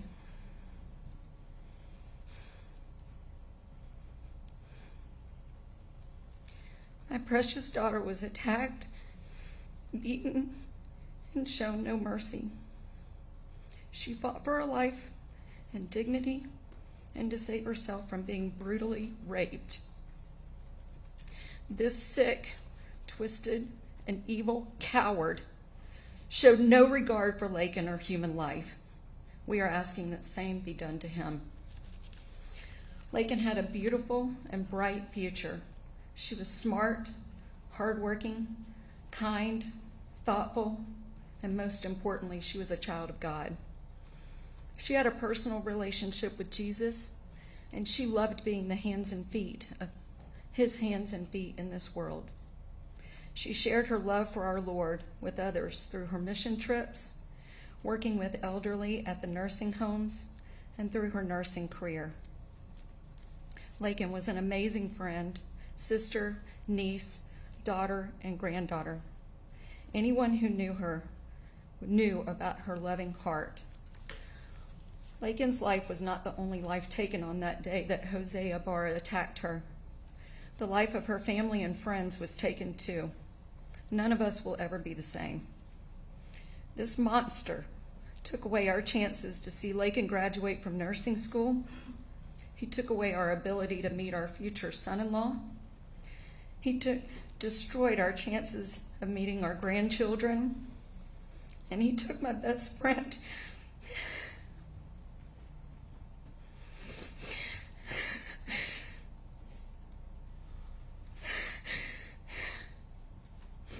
He ripped away every beautiful memory we will ever be able to make with her again.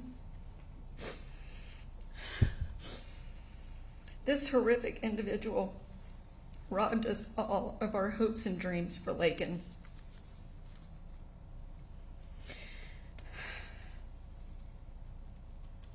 Your Honor, I'm asking you to please give Jose Ibarra the same thing he gave us when he made the choice to take Laken's life and destroy ours. He showed no mercy on Laken when she was begging for her life.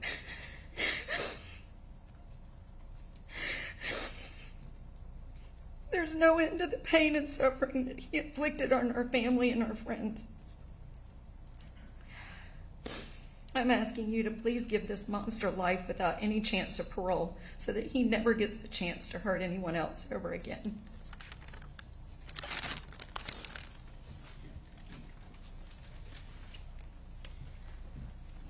This is John Phillips, Your Honor. I'd like to thank Your Honor for the opportunity to speak today. I truly appreciate it. I heard in the opening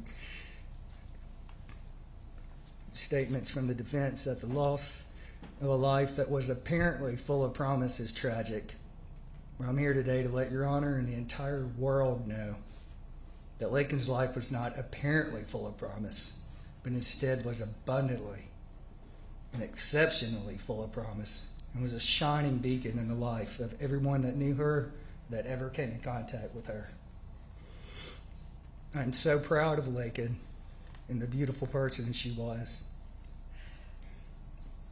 And while I could stand here and try to tell the world the things that made her such a wonderful person, as well as the many things we have all been robbed and deprived of, I think one of her last journal entries, dated 12/17/23, says it best.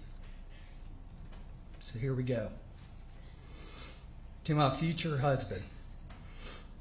As silly as I feel writing this, my old small group leader once recommended it, so here I am. To my future husband, I want you to know that I'm thinking about you. I'm working every day to become the best wife I can be, by working through my current relationships to best prepare me for ours and our kids one day. I'm focusing on God and what He defines as a faithful Christian wife, and so that I can best embody those characteristics.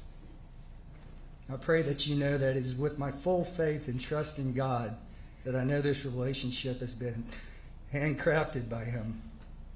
I pray that we continue to glorify the Lord, prioritize Him in every aspect of our lives, and raise our family, our future family, to be God-fearing Christians as well.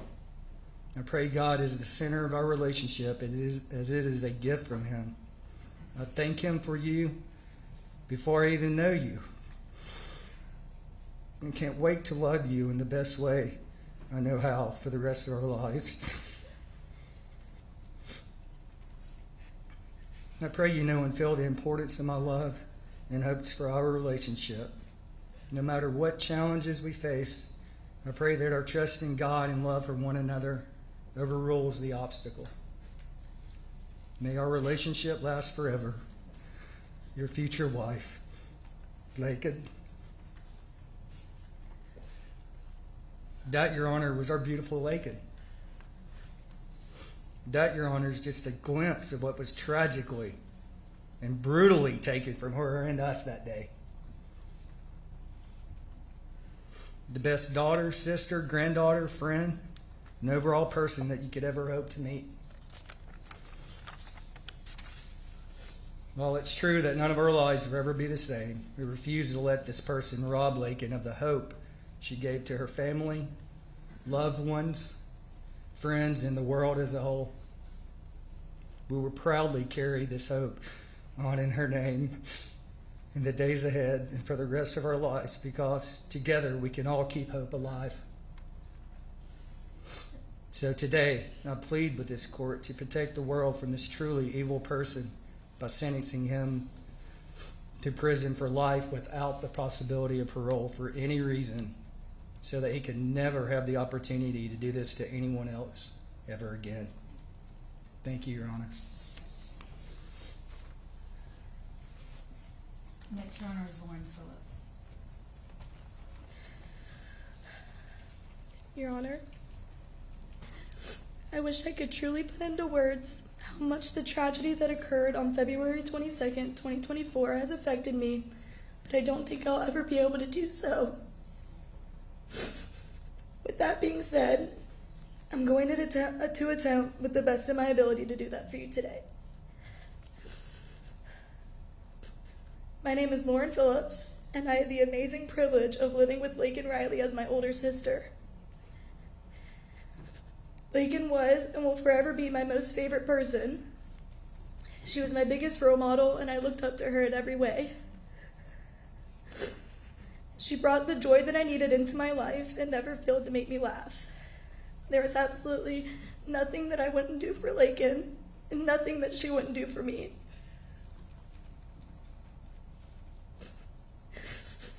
Laken was my biggest protector, and I always had this sense of comfort and safety in her presence. We have been inseparable ever since the moment I was born, and I've been lost ever since she was senselessly stripped from our lives by Jose Antonio Ibarra. I now have this hole in my heart and in my life that I know will never be filled.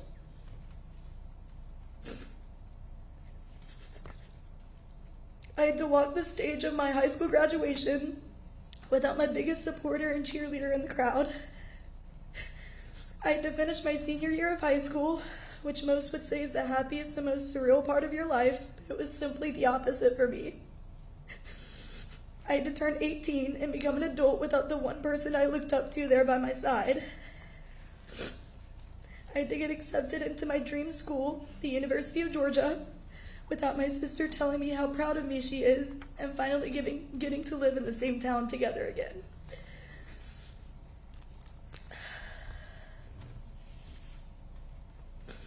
I now have the burden of dealing with the fact that my best friend and sister will never come home again. She'll never send me another daily good morning text, funny TikTok, or silly Snapchat. The true sense of joy I felt when she would randomly surprise me will never happen again. I will never get to hear her infectious laugh or see her light of a smile ever again. I now get to explain to people when they ask me if I have a sibling that I no longer have one, and not just because she passed away, but because she got brutally attacked and murdered. I cannot walk around my own college campus because I am terrified of people like Jose Ibarra. My parents will never be the same after losing their daughter in this tragic way. Seeing their heartbreak is excruciating. We were once a happy family of 4, and now there is an evident hole where her presence is forever felt. We are a broken family of 3, struggling to find out how to live this life through the silence and emptiness that her absence has left behind. The joy that she brought to our home has been completely replaced with grief, and we are just left holding the pieces of a life that will never feel whole again. She will not get to be at my wedding and next to me as my maid of honor. I get to deal with explaining to my future children what happened to their Aunt Laken and why they won't ever be able to get to feel her love or be spoiled by her. All of these experiences were and will be stripped of me against my will, and I now live in a constant state of fear, anger, and sadness. I think about how my sister saw exactly what was coming and had no way of preventing it. I think about how scared she must have been and how that man is the only one to truly witness that scene. I'm not sure why he did this to my Laken, and I know I will never understand. I've waited for him to have a reason, but as the details of this case have unfolded, I realize I'll never get any peace or closure. What Jose Ibarra did to my sister is almost unbearable to listen to. I am completely disgusted having to even look and be in the same room as him. That predator is inhumane and is the epitome of evil. I have no doubt in my mind that the monster sitting in this room with us today is the same monster that encountered my precious sister on February 22nd, 2024, where he proceeded to attack, assault, beat, murder, and attempt to rape her. Jose Antonio Ibarra has completely and utterly ruined my life, and I can only hope and pray that he receives a sentence that ruins his. Thank you.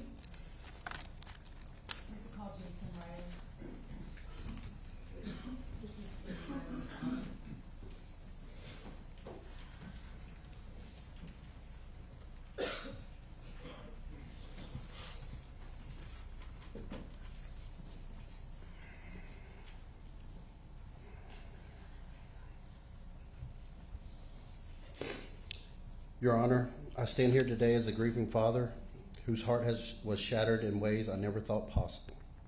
My daughter, Laken Riley, was not just our child. She was the light of my life, the person who brought joy to every room she entered. And now that light has been extinguished forever, taken from us in the most senseless and violent way imaginable.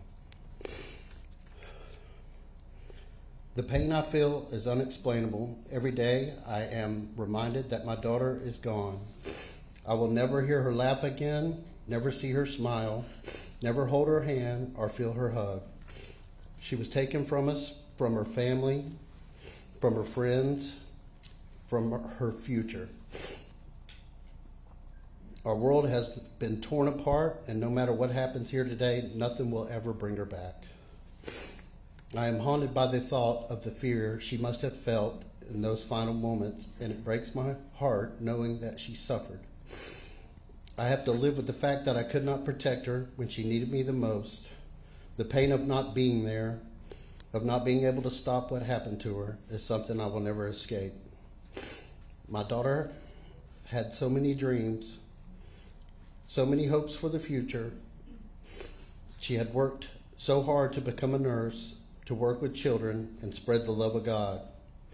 She was a loving, kind, and intelligent young woman. She had so much to offer the world, and her life was taken from her far too soon. I will never get to see her achieve those dreams. The void that has been left is unmeasurable. The impact of her loss on our family is immeasurable. As a father, I am forever burdened with the pain of losing my child. I will spend the rest of my life trying to navigate this grief, trying to make sense of the world that took my daughter from our family. But I will never forget her. I will keep her memory alive, and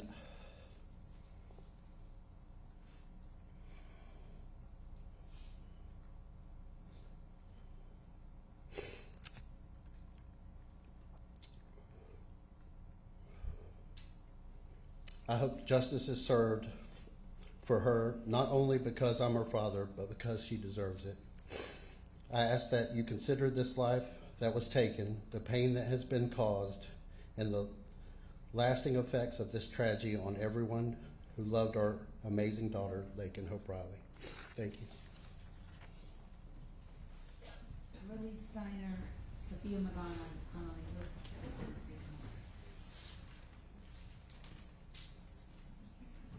Connolly's only goes first.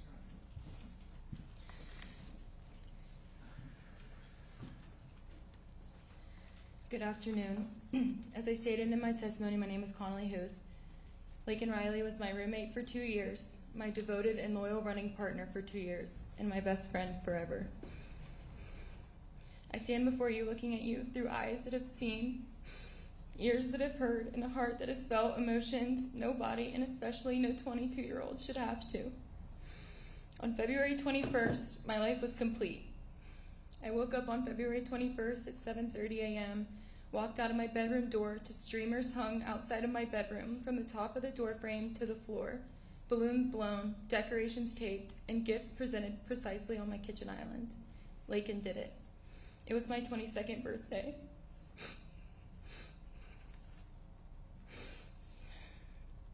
She had a 5 a.m. nursing clinical, yet she woke up at 4:30 a.m. to make me feel loved and appreciated, because that is who Laken Riley was.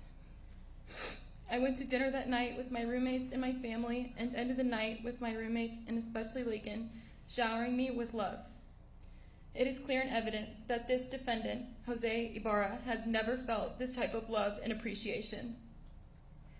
I've been impacted by this brutal, cowardice, and preventable tragedy in every way, shape, and form.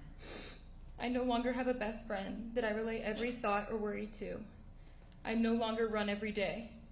I lost my partner, and I lost the joy of what running was before Laken was taken from us. I cannot imagine running when I constantly am looking over my shoulder in public, wondering if I am next. I live with excruciating guilt every day that I was not accompanying Laken on this run, and that it was her and not me. And I hope and pray that it will never happen again to anyone.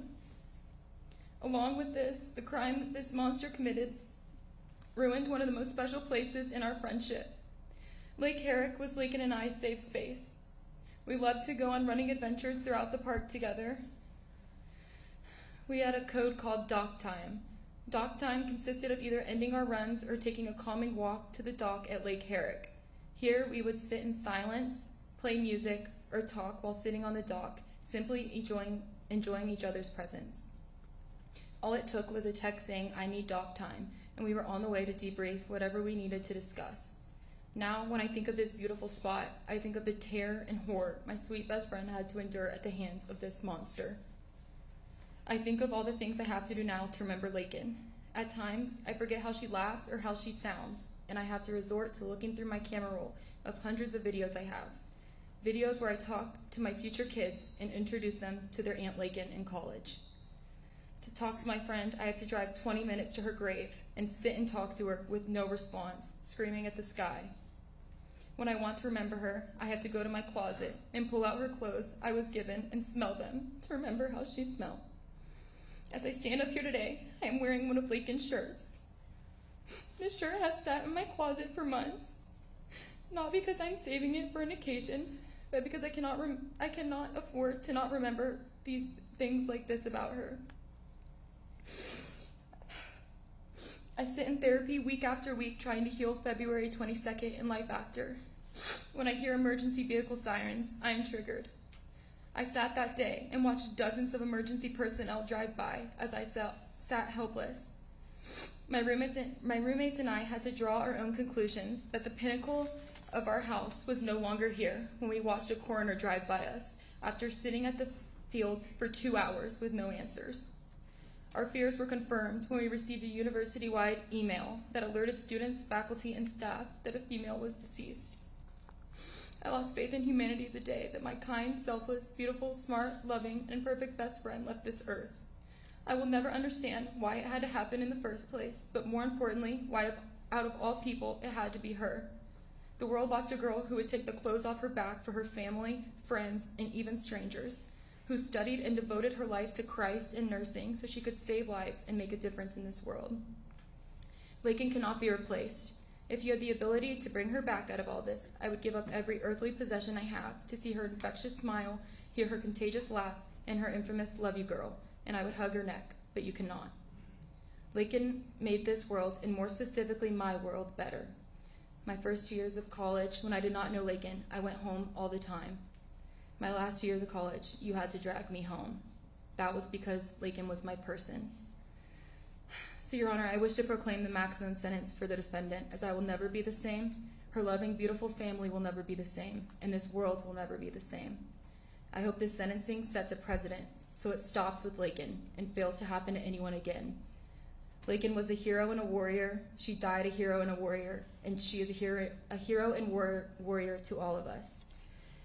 Laken was my source of light, joy, and unwavering happiness. So when her life was taken, so was the part of me that knew how to truly feel those things again. Thank you, Your Honor. Lily Steiner, Your Honor, my name is Lily Steiner, and as mentioned in my testimony, I was one of Laken's roommates, friends, and family. On the day of February 22nd, 2024, Laken Riley was taken by Jose Ibarra from her family, her roommates, her friends, her sorority sisters, her classmates, her future children, her future husband, and her future patients. This trial focused on the death of Laken, which has overshadowed the life that she lived, the life that was stolen from this community. Laken was the most driven student with the biggest heart of anyone I think I ever will meet. As roommates, we got to spend a whole lot of time together. We had our family dinners that were strictly chili. We watched Dancing with the Stars every Tuesday. We had almost daily Starbucks runs, which I hoped to do that morning when I checked her location around the time she took her final breaths. We'd often get to a point at least once a week where we'd get emotional thinking about what life is going to be like once we graduated. Laken held a place in all of our imaginary futures. Now Sophia, Connolly, and I graduated in May, required to move on with our lives, while Laken can't. We have the privilege to get jobs and move to an exciting new city to experience post-grad life, but Laken doesn't. I'm currently working as a medical assistant, waking up every day dreading that I won't get a text from her to make my day better. I'm striving to work in the medical field, but I know I could never be half the healthcare worker that Laken would have been and that the world was deprived of. While living together, we often would play outside of our house in the middle of the street, specifically Foursquare. listening to a playlist I made called Playtime with My Family. Our home was such a special place to us, one that was tainted. Athens has never been the same, nor will it ever be. Shortly after Laken's death, I had to come back to UGA to finish my classes without Laken and without the safe space that we built together, and it was awful.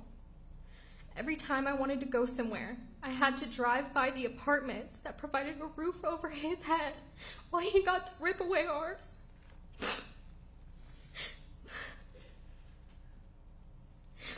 Life without Laken has been so dull, and having to learn how to navigate time without her through grief, anger, and fear has been beyond difficult. So many people are lost without her. Laken made her short time on earth so significant that she managed to impact those who she never even met. Laken left a colossal legacy to everyone she touched, and I have zero doubt that she is still not finished building it. And that is something Jose Ibarra will never be able to take away. I hope to never say his name again, but to shout Laken's every chance I get. I kindly ask your honor that you help us all in our long healing journey by allotting the maximum sentence for Jose that unfortunately still won't make up for the beautiful life taken.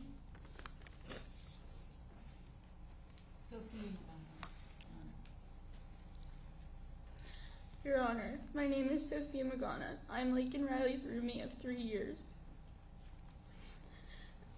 I stand before you today with a heart full of grief, sadness, and an overwhelming sense of loss of my best friend.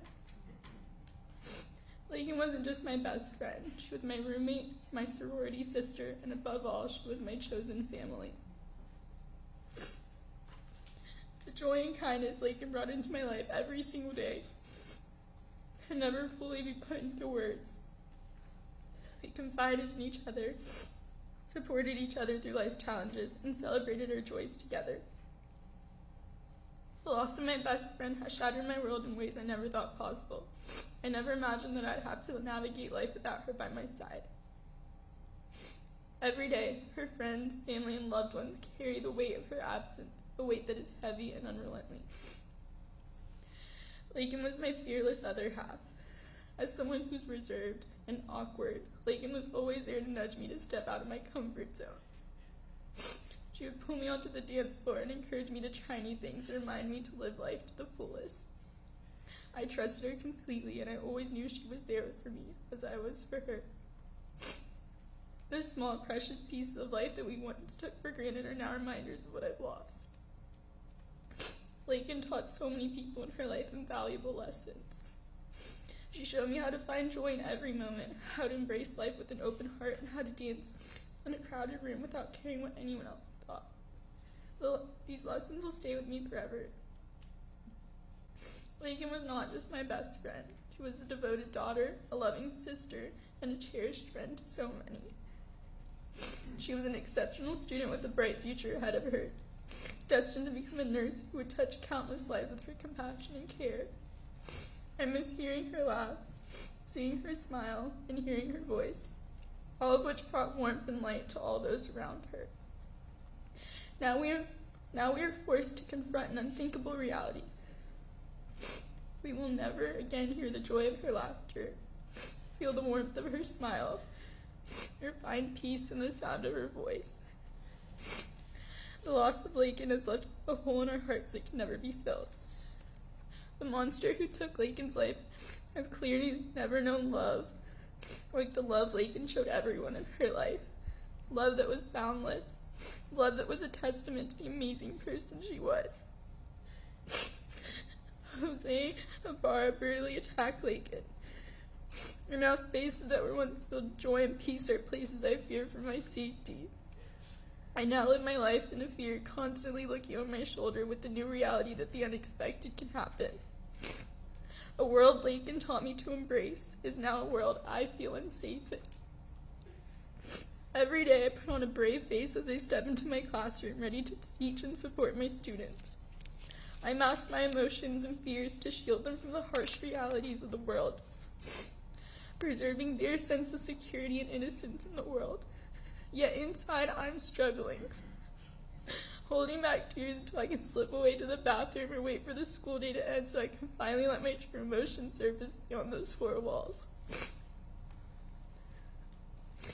February 22nd, 2024 is a day I will never forget. It is a day Jose Ibarra chose to commit an unthinkable act of murder Laken. He took from this world somebody who embodied love and light. Jose took my light, my sense of joy, my best friend, and my other half. Losing Laken has left an enormous hole in my life. The world feels quieter, emptier, and far less joyful without her in it. Her absence is felt in every corner of my day-to-day life, and I don't know how to fill the space that she once occupied. But what I do know is this. Laken's legacy of love, kindness, and friendship will live in all of us who knew her. The love she gave so freely will continue to guide me as I navigate this life without her. Jose Antonio Ibarra took Laken's life, and I hope that your verdict ensures that Jose experiences lifelong pain that is only a small glimpse of the pain we will live with daily since the loss of Laken. No punishment will ever truly account for what Jose has done, but it is my hope that justice will honor Laken's memory and the profound impact she had on all of our lives. Thank you. Abby,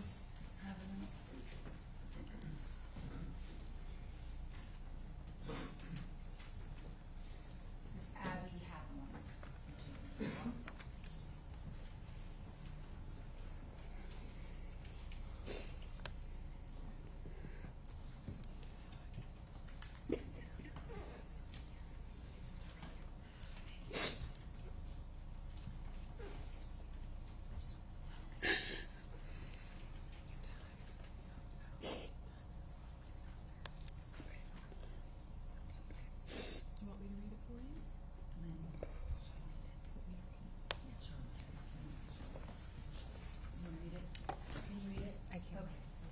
So, Your Honor, Ms.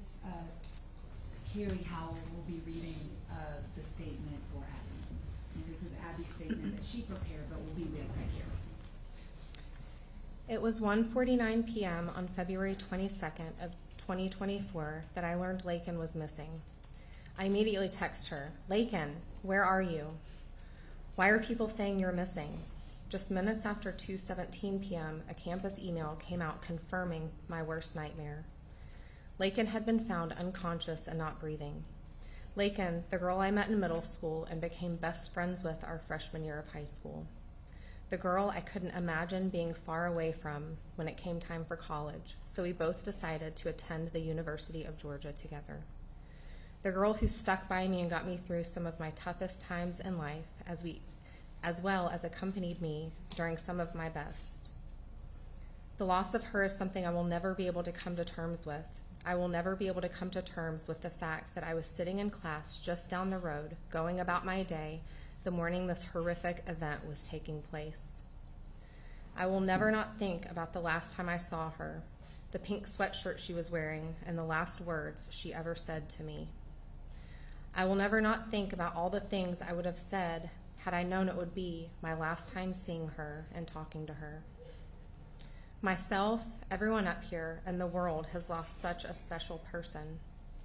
Laken was intelligent, patient, loyal, driven, and kind. Her pureness and love for the Lord were evident and shined through her in a way unlike anyone I have ever met before. She is in a better place, but it is not fair that the rest of us still here on earth have to suffer because of this individual's actions. Because of this individual, some of my happiest days, such as the day I get married and have kids, will be forever accompanied by a feeling of grief, a sadness that Laken will not be there with me to experience them. Because of this individual, I have so many fun memories, but no one here to share them with. Because of this individual, I will be searching for the rest of my life for a friendship like the one I shared with Laken, but I know I will never find one because ours was simply unreplicable. I am here today to support Laken. I hope to provide only a fraction of the support she continuously gave me during her time here on earth. I miss her desperately and long for the day I get to see her again. Since February 22nd of 2024, I will forever be changed.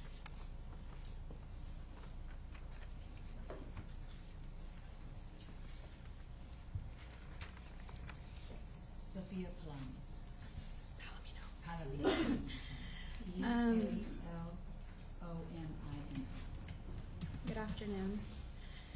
February 22nd, 2022 changed my life forever.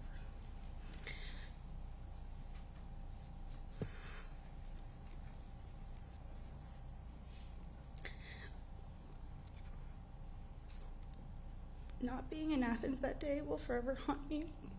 Finding out through an email will forever haunt me. And seeing this posted all over social media will forever haunt me. Laken Riley was my best friend, the person I told everything to, and the person I trusted with anything. The pain of the last 9 months has been indescribable. If you would have asked me a year ago where I thought I'd be and what I would do in 2024, I'd tell you I'd be finishing up my second to last semester of college with Laken as my roommate as she finishes nursing school. I'd tell you we spent St. Patrick's Day together in Savannah, and I'd tell you we went on that trip we planned to New York. I'd tell you she finally got me into running, and she would train me for the Av Half this year. I'd tell you many things, and many of our plans, but instead I get to tell you how different my year was. I get to tell you that I can't do anything by myself anymore, even in broad daylight. I get to tell you that a town I used to love being in just fills me with dread. That everywhere I go just reminds me of places we used to hang out and go on walks to. I tell you that I can't go past her old house and haven't been able to return to the IM field since. I tell you the weight of emptiness I feel when I still go to text her sometimes. This is now something I have to live with for the rest of my life, knowing her life was taken too soon, and things I was looking forward to will never happen. Being at each other's weddings, graduating together, and seeing each other's start our careers. This wasn't just a life that was taken, it was a future stolen. It's difficult living with knowing that nothing and nobody will ever fill the hole that's been left in our absence. I will never get to experience her famous belly laugh again, her comforting presence, or her cheering me on as we go through life. So many what-ifs play in my head over and over. If just one more thing maybe would have changed her path that day. But instead, my reality is that she is not here. And that because of what this animal did, we have sat here all week hearing every fraction of evidence and reliving the worst days of our life on repeat. I know nothing will bring her back, even though I so badly wish it would. But justice would bring comfort to us all. No one who can take away such a light and sweet soul deserves to walk free ever again. The death of my best friend has changed my life forever. Carrie Howell. Hi, Your Honor. I've started this over and over and over.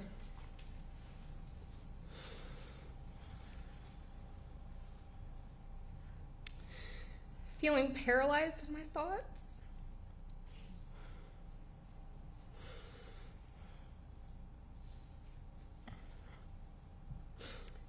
With overwhelming emotions, not knowing which direction to go, because there's so much that can be said today.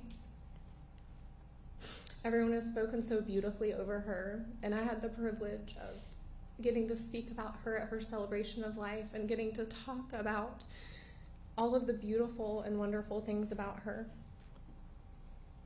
My name is Carrie Howell, and my husband Matt and I have had the blessing of calling Laken and Lauren's parents, John and Allison Phillips, our best friends.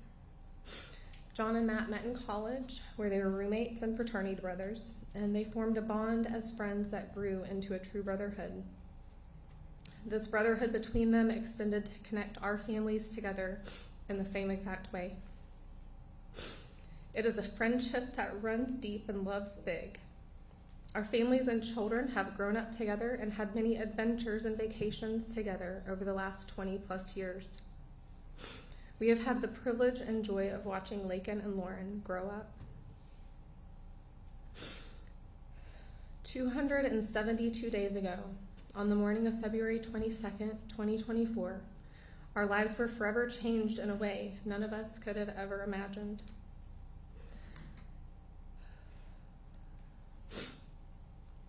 The moment I got the call from my husband that Laken had not returned home from her morning run, that no one could get her on the phone, and she was missing, I knew in my heart something horrific had happened to her.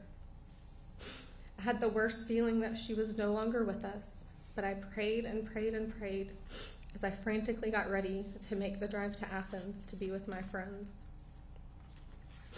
I was begging the Lord for her to still be alive, and as terrible as this would be, that she had just been kidnapped and would be found physically unharmed and alive, or that she would be able to escape to safety, and praying she wasn't being trafficked.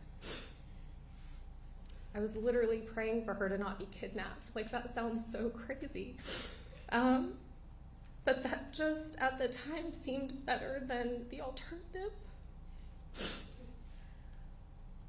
I've never prayed for anyone to be kidnapped.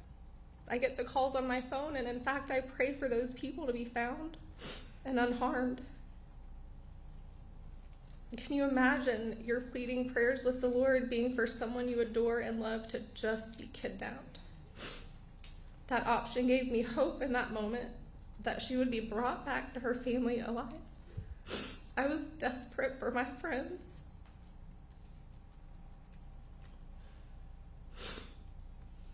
This nightmare spiraled out of control when I received another call from my husband while he was on the road, or while I was on the road to Athens. John had called my husband, and he said to my husband, "She's with Jesus, brother." That will never leave my memory.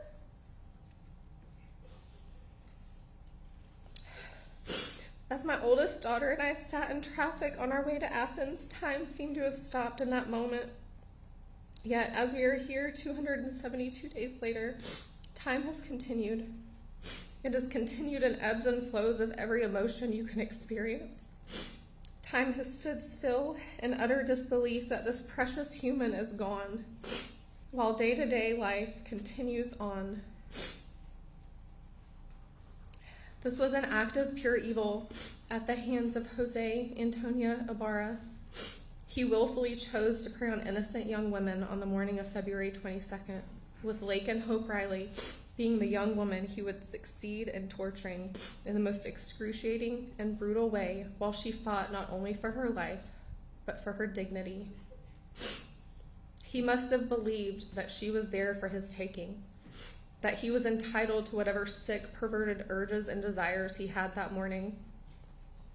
Not one person on this planet has even one right to take what they want from a person simply because they want it. Yet Jose did that. Because of his evil actions, we are all being forced to learn how to navigate life with the stark, harsh reality of Laken no longer being here. Her amazing friends have been robbed of the beautiful gift of lifelong friendships and doing life together with their future husbands and children, the way my family and the Phillips family have been blessed to do all of these years. Her grandparents and aunts and uncles and cousins feel the absence of her presence constantly and have been robbed of the continued blessing of her being a bright light in their family.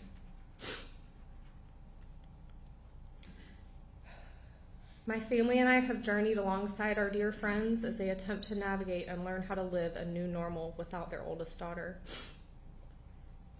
I've gotten to know my best friend's face in a new way, a way I would give back if I could make returns on the most devastating circumstances life can hold. I look at her and I know when a situation is too much. I know when a comment is too much. I know when to be silent and when she needs encouragement. This year is showing on all of our faces, like the harshness of cold winter days, that there seems to be no end in sight. But we will keep fighting because we refuse to allow Jose Antonio Ibarra to take anything else from us, and we serve a good and mighty God.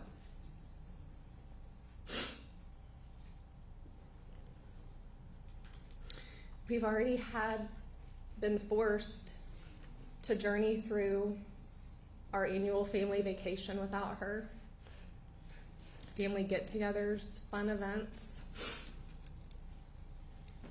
And the absence of her presence is so deafening. I mean, sure, we still laugh and we're still living. We're still here. So we have to keep living, and we're going to honor her with everything that we have. And we're just going to keep trusting in the Lord to help our dear friends and sweet Lauren with all of the things that they're now not going to experience with their daughter. No parent should have to say goodbye to their daughter in this manner. The loss of a child is devastating no matter what the circumstances are. But when it's something like this where evil intentionally goes out to harm somebody, there's no words for it. And so today I stand before you with her friends and family, and we ask you, Your Honor, to bring earthly justice for our precious Laken and for all of us who love her so very much.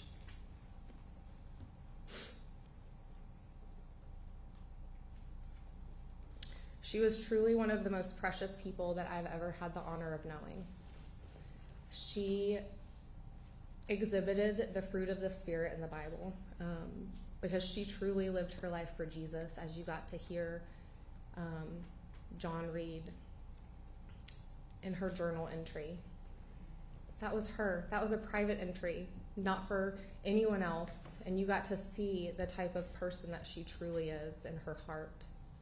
Pure and lovely, and her laugh that everyone has talked about, literally one of all of our favorite things about her. And we never get to hear it again because of him. So we ask, Your Honor, for you to consider in your sentencing for him to not be able to ever be out of prison and for him to spend all of his days there without any possibility of getting out. Thank you. Tell me your name. It is Carrie Howell. Carrie? Yes, sir. And Your Honor, that at this time completes the statements for victim impact evidence from Laken's family and friends. The state would also have a few more items to present for victim impact, and then I'll address the indictment with the court. And one of the things I wanted to share with the court is that a lot of times when we hear victim impact evidence, it is very much so the way that we hear it here in court. Hold on, I'm going to pause this one. But what we have in this case is something that I ran across in my review of the evidence in this case, which is really 1 minute of when or where this court will be able to get the true impact of what the murder of Laken Riley did to her family and the impact of his actions on her family. Because what the investigators did in this case is, as you know, they were all wearing body cam videos, and there's hundreds of hours of it in here. And there is one moment where, and I'm just going to play 1 minute of it, just 1 minute of the horror that this family has gone through in the last 9 months and what they're going to continue to go through for the rest of their lives. And it is the moment that they learned that their daughter was dead. And in this video clip that I'm showing, which I've marked as states 333, at the top right corner, it's at 1950, you'll see a black truck.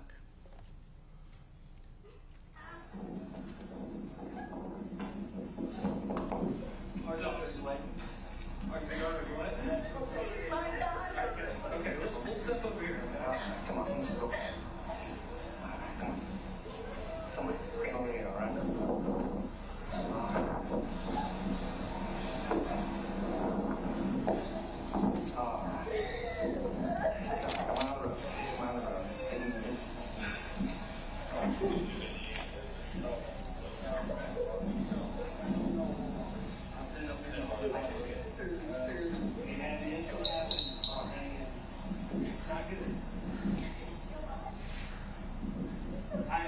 I don't want to tell you yes or no because I don't have names. I don't know who anybody is.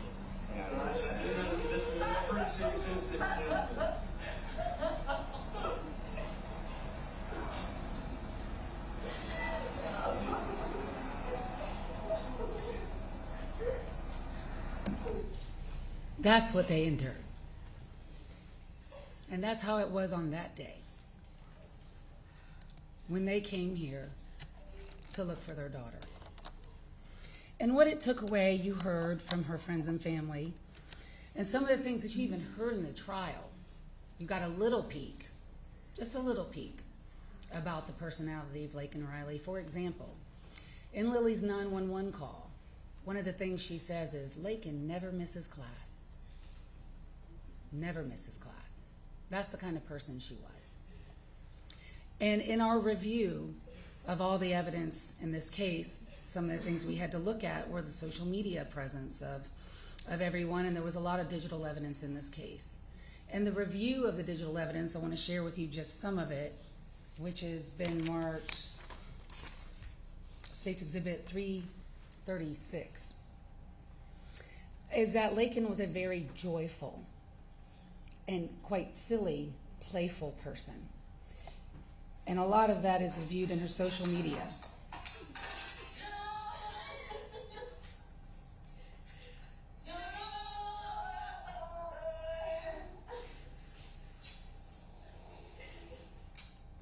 And the Ring doorbell. Running.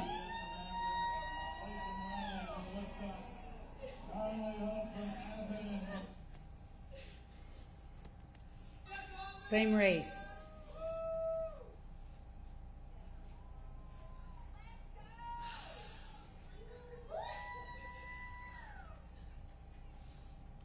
And these are just little snippets that we saw in the investigation that we thought would be important to share with the court, that shows not only the type of person that she was, that you just heard from her friends and family, but the true impact that her murder had on her parents. But more than that, one of the things that the court is permitted to consider in victim impact testimony is the impact that her death has on this community. And in that regard, the investigative team has spent a great deal of time out there at the crime scene, Lake Herrick, all of those trails, and looking for things, measuring things, just going about the daily jobs of homicide investigators and homicide prosecutors. And one thing that we noticed that's still there is State's 335. It's a mural, a memorial to Laken Riley that is still up there to this day, that shows the impact of her death on this community. And that is something that Your Honor is permitted to consider in deciding what would be an appropriate sentence in this case. And everyone is correct, and I'm sure we'll hear it. You know, whatever you do, Judge, you can't bring her back, and it's horrible. But what you can do is give comfort with your sentence. And what you can do, and what you are permitted to do, and what I urge this court to do, and what the law permits this court to do, is to exercise your discretion and your judgment in a way that brings comfort to this community, and in a way that a sentence which appropriately reflects the harm that was done in this case. And a sentence of life without the possibility of parole would bring comfort to this community. And no matter what your sentence is today, and it will be litigated from here to 40 years from now, there is at least one person in this courtroom who will inherit it, and that is Lauren Phillips. That is Laken's younger sister. And she should never, first of all, she's growing up without her sister. She's going to have to deal with elderly parents alone. Her children won't have an aunt. She is an only child. And she should not have to worry 30 years from now, 40 years from now, if he comes up for parole, should he might get out. She should never have to worry about that. And your sentence can ensure that she will not have to worry about that. And so in looking at the indictment in this case, Count 1, the offense of malice murder, which this defendant has been found guilty of, in this particular case carries a maximum sentence of life imprisonment without the possibility of parole. It carries a minimum sentence of life imprisonment with the possibility of parole. The state is requesting that you sentence this defendant to life imprisonment without the possibility of parole, not only due to the victim impact testimony, but also because if you read the indictment, which you have obviously, and you're familiar with the facts of the case because you've heard the case, there are several statutory aggravators in this case that separates this case from a regular murder case. And yes, there is malice murder, and all malice murder is bad. I'm not saying there's a malice murder that isn't bad, but there are some malice murders which are more aggravated than others, and this is one of them. Kidnapping with bodily injury, which is the felony murder in count 2, which by the way would be vacated as a matter of law, but not the kidnapping itself, which is count 5. But kidnapping with bodily injury is an aggravating statutory factor under our sentencing scheme in the state of Georgia. It makes malice murder worse than regular murder. And for that reason alone, you should sentence this defendant to life without the possibility of parole. Aggravated battery, which is also in this indictment and which is also the facts and it's also something he's been convicted of, is also a statutory aggravator under our statutory scheme, which makes this murder different and worse than a regular malice murder. So there are aggravating circumstances, which you have already heard, which I will not repeat to you, but that are not only recognized by the facts, but are recognized by our statutory sentencing scheme. So going down the rest of the indictment, felony murder count 2 is vacated as a matter of law. Felony murder count 3 would be vacated as a matter of law. Felony murder count 4 would be vacated as a matter of law. On count 5, kidnapping with bodily injury, the state is asking you to sentence this defendant to a sentence of life imprisonment with the possibility of parole, which is the maximum for that count.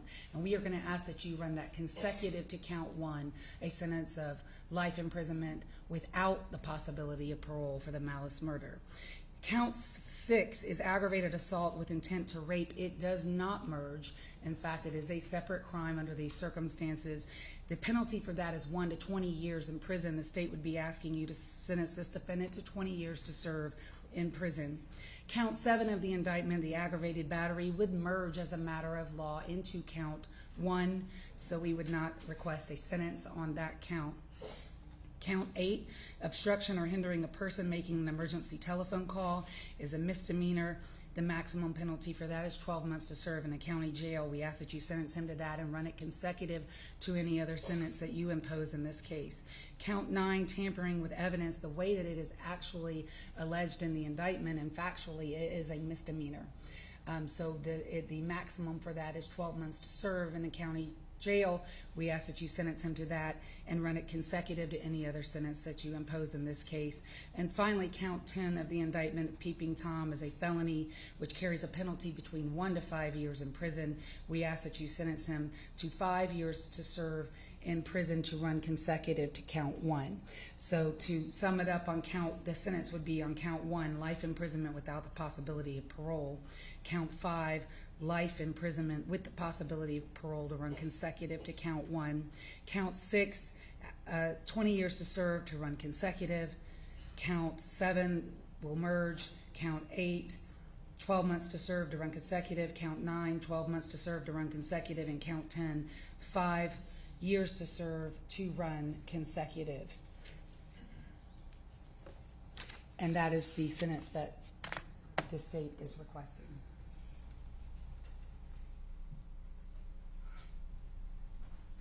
Mr. Donnelly?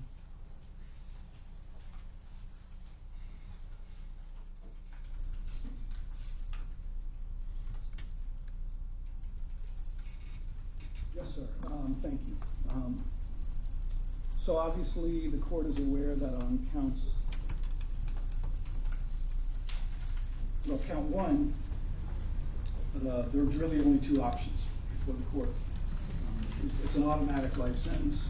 The only option is whether the court can indicate that it should be without the possibility of future parole. We're asking the court to not impose that.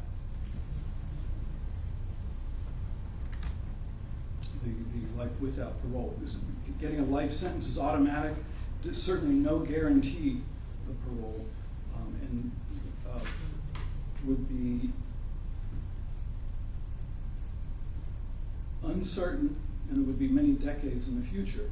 And we do not oppose the state's recommendation that the life sentence, which is also mandatory on count 5, be made consecutive. We certainly, just to state the obvious, trust that the court will not consider for sentencing purposes the fact that Mr. Ibarra had a trial. The defense has made every attempt, made every effort to do its job and to pursue this process in a way to respect both the process itself and also to not cause any disrespect toward the feelings of Ms. Riley's loved ones. And if anything like that has happened, it certainly was not intended.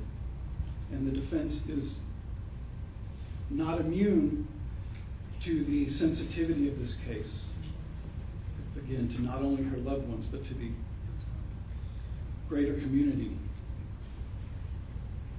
The state's request is not unexpected to us. We anticipated that, and it's certainly understandable.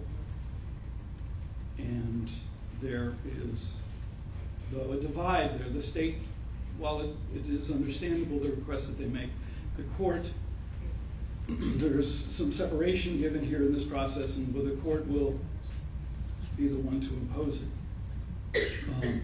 So our request that you give consecutive life sentences on counts 1 and count 5. We have no position on the remaining counts. We'll send a message that to whatever future custodian of Mr. Ibarra as to the gravity of this crime and the gravity of this situation. That the court has expressed an intention for,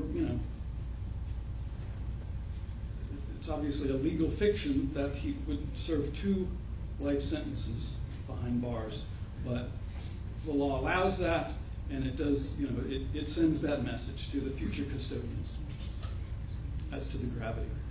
But the withholding of the life without parole aspect of count 1 would at least give Mr. Ibarra the sliver of incentive to reflect and conduct himself with some recognition of that reflection. The state agency and the staff of that agency, who will be tasked with supervising his custody, will have the opportunity to monitor him closely for, again, many years, many decades into the future. And it's impossible to know the future, obviously. But you, by imposing life sentences without removing the future custodians to the ability to do their job, is our request at this time.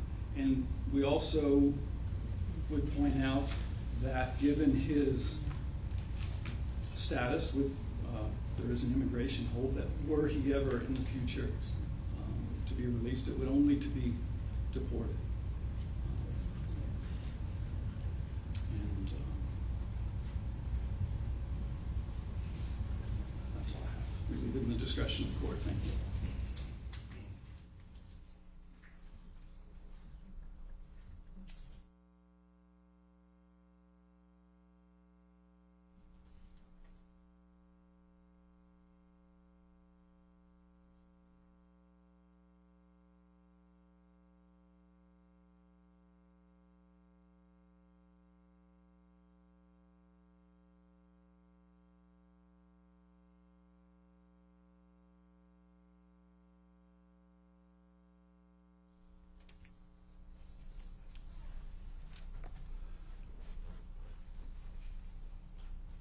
Before I announce the sentence, let me, I just have a couple of thoughts. One is,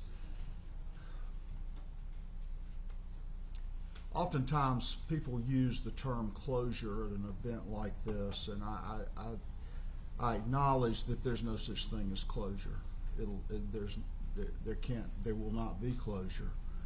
This is just another stage or event in this tragedy, and that's the way I view that. People mean well by saying that, but it's.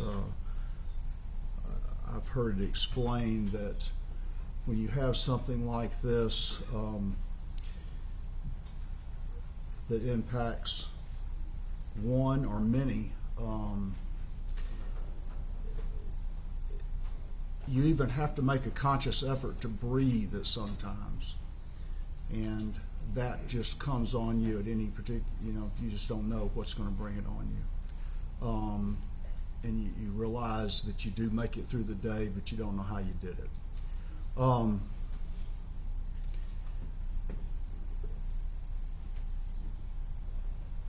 But I also, and this goes back to what Carrie Howell was saying, that as many times as you reflect on the loss, at some point you start smiling about the memories, and I'm hopeful that at some point that takes over to a certain extent. But there's very little, including the sentence of Mr. Ibarra, that's going to help much, and I acknowledge that.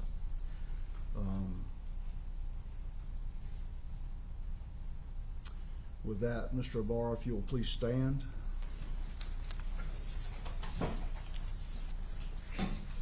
Count 1, malice murder. I sentence you to life without the possibility of parole.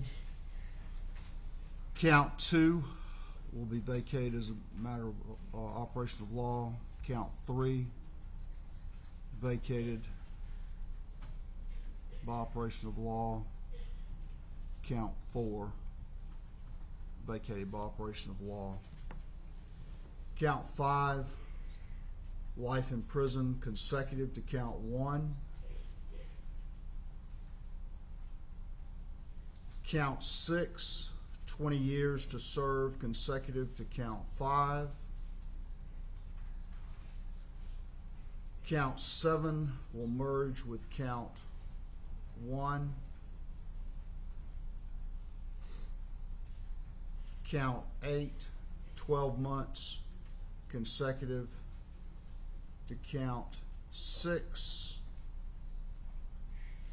Strike that. 12 months, but I don't want it to 6. It's just going to be consecutive. Count 9, 12 months consecutive. Count 10, 5 years consecutive to count 6. So that would mean the misdemeanors would come after the felonies. That will be the sentence. Mr. Ibarra, I will advise you that you have 30 days from today to seek any post-judgment relief in the form of a motion for a new trial or appealing this case directly. If you make a motion for a new trial and that is denied, you have 30 days from that date to file your first appeal, first level of appeal. Court will appoint a lawyer to represent you if you cannot afford one. I'll also advise you that you have 4 years from the date that your conviction becomes final in order to file a habeas corpus petition. Mr. Donnelly, can you tell me, are you all going to be involved in the next stage? That remains to be seen, but my understanding is that we will remain on at the court's appointment until, unless relieved by conflict counsel. All right, and you'll make those arrangements. We will communicate that with Mr. Ibarra and with the court. Okay. All right. Anything else, Ms. Ross? No, Your Honor. Okay. It's going to take a little. Yeah. Can we take the? We're going to move and then we're going to have to send this. Okay, that'll be fine. Can do that. Everybody remain seated, please.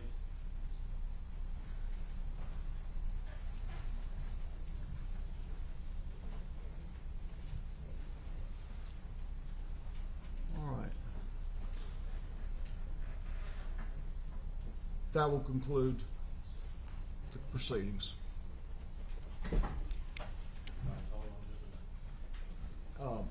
Can I ask you something, Dan?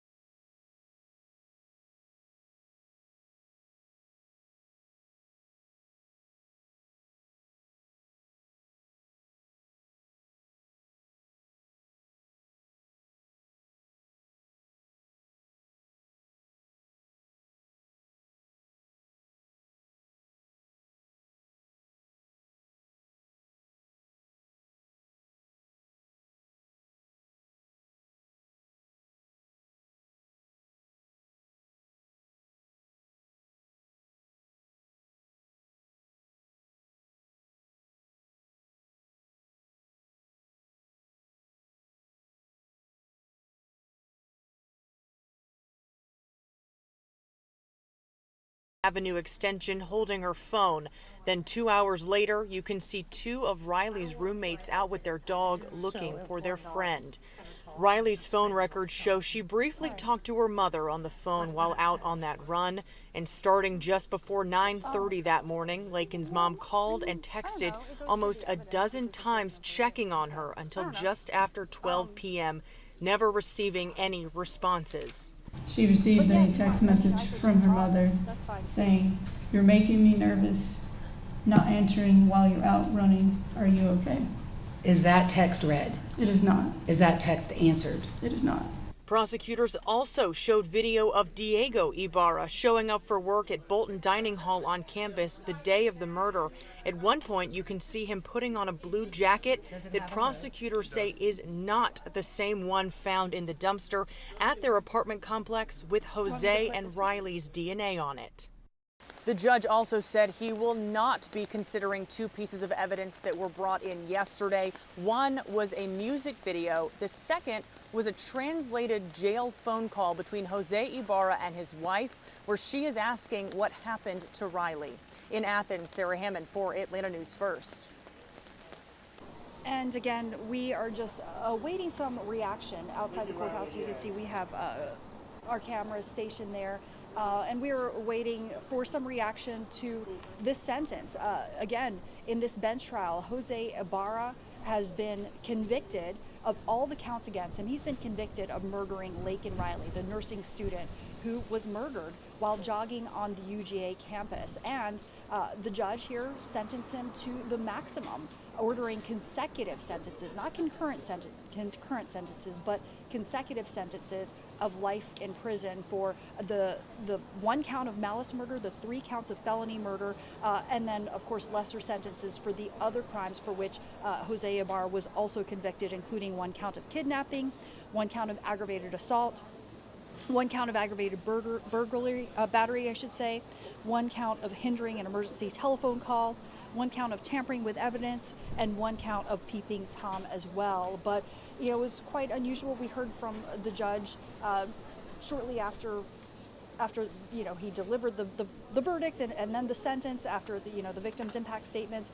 and he got quite personal, as we heard, essentially telling the family that although they clearly suffer tremendous pain and they're never ever going to be able to replace what they've lost in their lives, that he hopes that there's some good that remains with them and that they cherish essentially those memories of Laken Riley. Very powerful moments that we heard inside the courtroom. For that, it was 45 minutes, including hearing from a friend of Laken Riley saying how she regrets not jogging with her on that day, not being with her on that day. They were running partners. And just the trauma that family and friends are feeling, and how triggered they are even by various things like emergency response vehicles. And it is worth noting that this case, of course, became the center of a national conversation about immigration.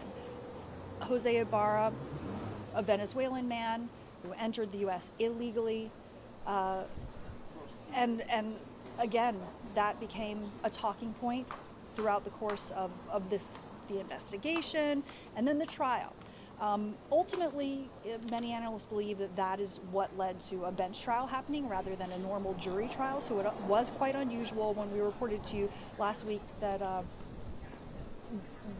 Jose Ibarra had waived his right to a jury trial and then and was requesting a bench trial for the judge to determine his fate. And it was something that the prosecution had to agree to, and the judge had to agree to as well, and that's what we saw play out, is a bench trial and a very swift presentation of the evidence, but a very thorough presentation of the evidence, followed by mic check.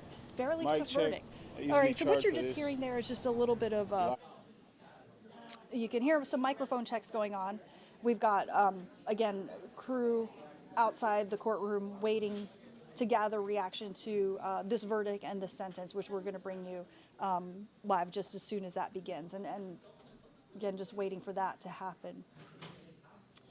And I just do want to point everyone, if you're just kind of catching up, if you go to atlantanewsfirst.com or our app, you can also kind of read back on what's happened in this trial, because there was a lot of emphasis on the circumstantial evidence. By all accounts, even by the prosecution's own admission, the evidence in this case is what is considered circumstantial evidence, not direct evidence.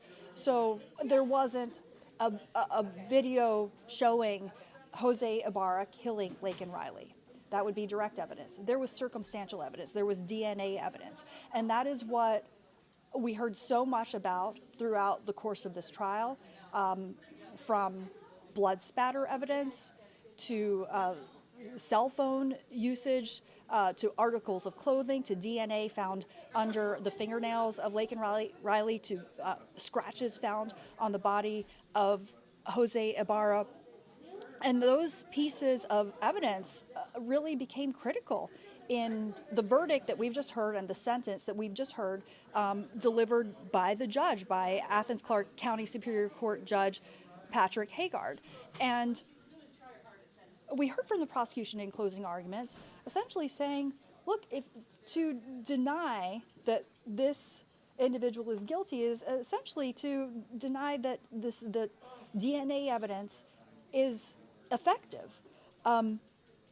And, obviously the defense did their best to raise reasonable doubts about the guilt of Jose Ibarra. At one point, even pointing the finger at Diego Ibarra, the brother of Jose Ibarra, arguing that the two brothers shared clothing. And, it could have been, Diego borrowing Jose's sweatshirt that got some of Laken Riley's DNA on it. So really kind of doing everything they could to raise reasonable doubts about the guilt of Jose Ibarra. And that's something that the prosecution called desperate, a desperate attempt at trying to get their client off. It clearly didn't work. The judge clearly believed that the prosecution met its burden, presenting an overwhelming amount of evidence that Jose Ibarra, in fact, murdered Laken Riley. Obviously, it's a case that has brought fear to the community, to the campus of UGA, and in some respects, maybe elsewhere around the country, because it did play a role in the debate over immigration. And again, Jose Ibarra entered the U.S. in 2022 and apparently was allowed to stay in the country while he pursued his immigration case. He entered illegally. For that reason, there was a lot of concern about the ability to find jurors who would be unbiased, because that piece of information really should not be considered in a murder trial. That's not relevant. So, nevertheless, it is part of the conversation that Americans are having is all over the country as we watch the outcome of this trial, and as we are expecting an incoming new President-elect Donald Trump. This case, of course, becoming so important in that conversation.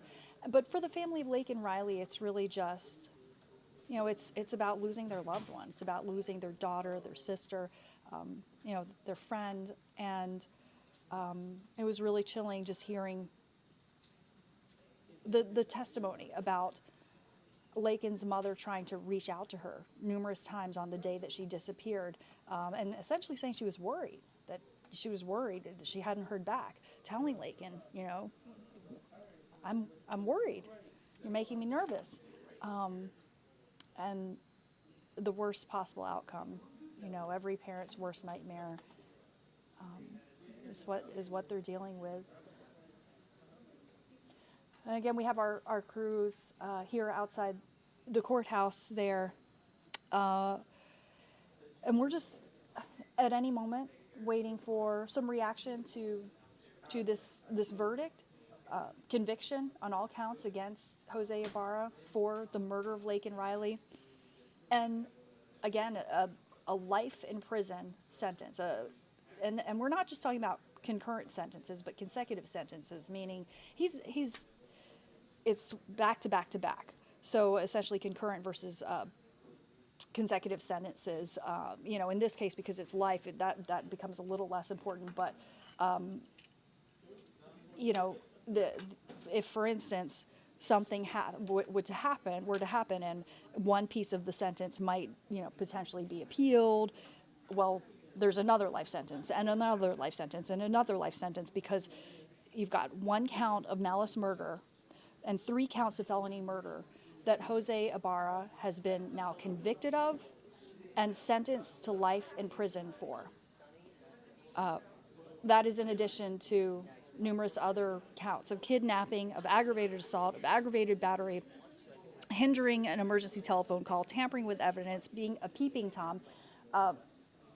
The judge, if you will, threw the book at him, gave him the maximum on every single count, convicted him on every single count, gave him the maximum sentence on every single count. I should point out that the prosecution did not request the death penalty, and so that's why that was not on the table in this particular case. So that's why I say this was the maximum amount that was on the table for the judge to consider in this case.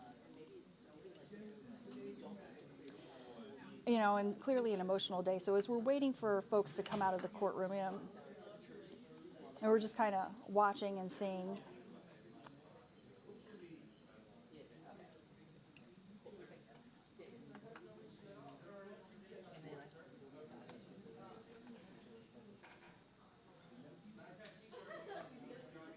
And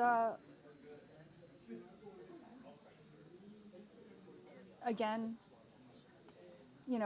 DNA evidence was a huge part of this case and this conviction.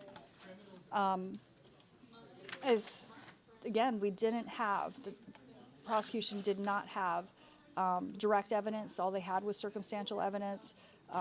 They had the DNA, they had the blood spatter, they had the clothing, the article of clothing. In terms of the sentencing, I mentioned it was quite unusual that Judge Haggard got emotional. And this was a bench trial, remember, where the judge decided the verdict and the judge decided the sentence. Normally that would be jurors. And so the judge, the way it works in court is that the judge is the trier of law and the jury is the trier of fact, the decider of fact. The judge will, if it was a typical jury trial, the judge would essentially instruct the jurors as to what the law is, but reserve any judgment as to what the facts are. And that would be for the jurors to decide. Did he do this or did he not do this? Now here's what I know about the law from the judge, but did he do this? Did he do that? That's really what a jury does. So in this case, you have the judge taking on that role of being the trier of fact and the trier of law, both. And it was really remarkable, something that we don't normally see, Judge Haggard got personal, he got emotional. And he acknowledged that the sentencing will not bring closure for the family and friends of Laken Riley. We should note that Ibarra does have 30 days to file for a new trial or to file an appeal. So that's something that, we're going to be watching for the possibility of. It is pretty common, I would say, more often than not, you do have an appeal, because that's really just the defense attorney doing their due diligence, trying to do everything they can to help their client. But based on the overwhelming evidence that we've seen, and just the fact that that appeals are rarely successful when it comes to murder convictions, I think it would be an uphill battle for Jose Ibarra and his legal team. And we look now, a lot of reaction. If you want to go to I just want to share with you what we're doing on our website with our live blog, and where you can get really the latest updates on this case and look back, and kind of, if you want to just get a little more, dig a little deeper and get a little more info. I apologize. I'm not very tech savvy sometimes, although I try to run this desk. I'm trying to get you to our website. But if you go to our website, atlantanewsfirst.com, and our app, you can actually see just kind of all the updates minute by minute as they unfolded, and as they will continue to unfold. President-elect Donald Trump has shared on X, "Justice for Laken Riley. The illegal who killed our beloved Laken Riley was just found guilty on all counts for his horrific crimes. Although the pain and heartbreak will last forever, hopefully this can help bring some peace and closure for her wonderful family." Just some of the reaction that is coming in to this verdict and this sentence. We did hear from Laken Riley's friends, roommates, asking for the strongest possible sentence for Jose Ibarra, and that's what we saw delivered.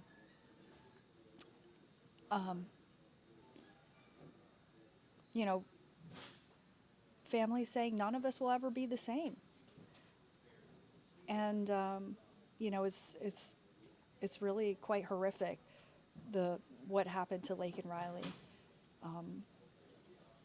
We see, again, we're just outside of the courtroom, waiting for some reaction there. But I think what we're going to do now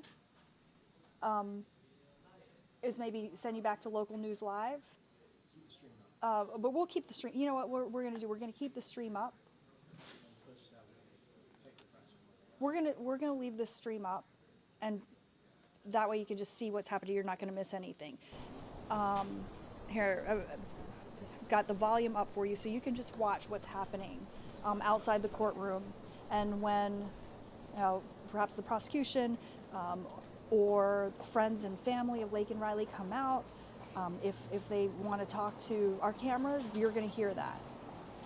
And you may potentially hear from the defense side, the defense attorneys, but you know, we're going to bring that to you live right here on the stream if you just want to keep it right here. So you can just leave this running.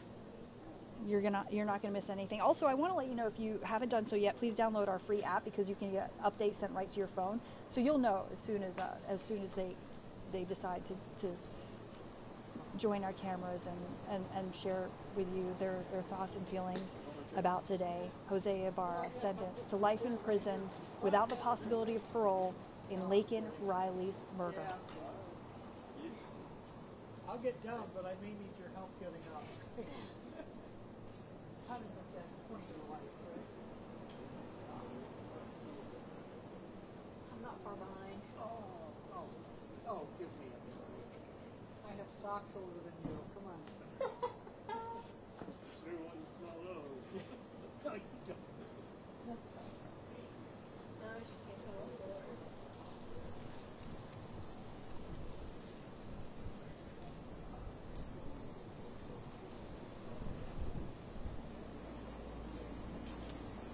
What about it? I would have loved to do. I was just thinking that. I have some. Use them for the political rallies. Oh, that's smart. And you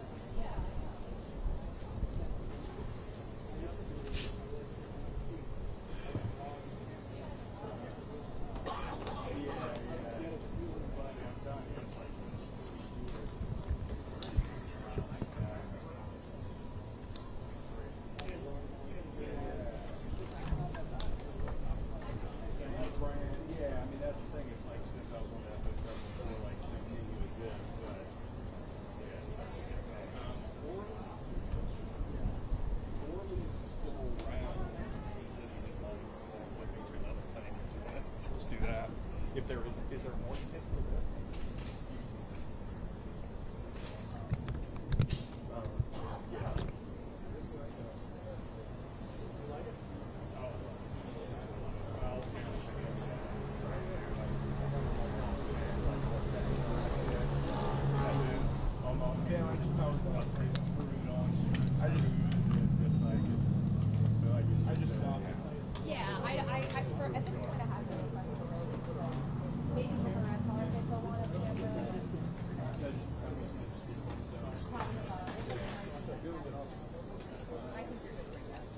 Yeah, I'm gonna go back and check on the maps in the morning. I'll meet you on that side. Cool. I might be a little bit. Take your time. I hear you.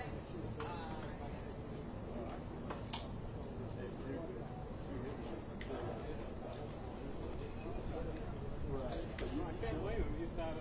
What time you want me to head up? I mean, if you saw the state leave, then there's nothing left to get down here. So. Wait another 20 minutes. There's nobody else that could. Yeah, you saw the state leave. I didn't see it too much. Oh, then how you saw it? I didn't see it myself. Yeah, oh damn. Yeah, that's the worst case scenario right there.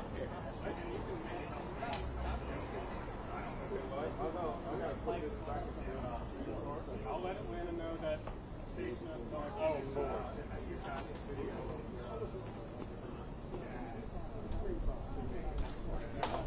Can I, let me give you the CDU to take up? Yeah. Let's go to case up there. Ignore it right now. Yeah. I'll take all this bill stuff and put it in my car. And then, obviously, Aurora. Should I turn it off? An hour or something. Yeah. Yeah. You want to maybe let them know that you're turning it off? I got to email them about the. You want to call check out real quick, and I'll email them. What do you think it's done? Yeah. Probably just hop in the car. Hop in the car. It should be on the front. Both sides. All right. Never mind. I'll just tell them. I was going to see if we can set up for a lodge. Maybe not a lodge. I've got to set up. Yeah.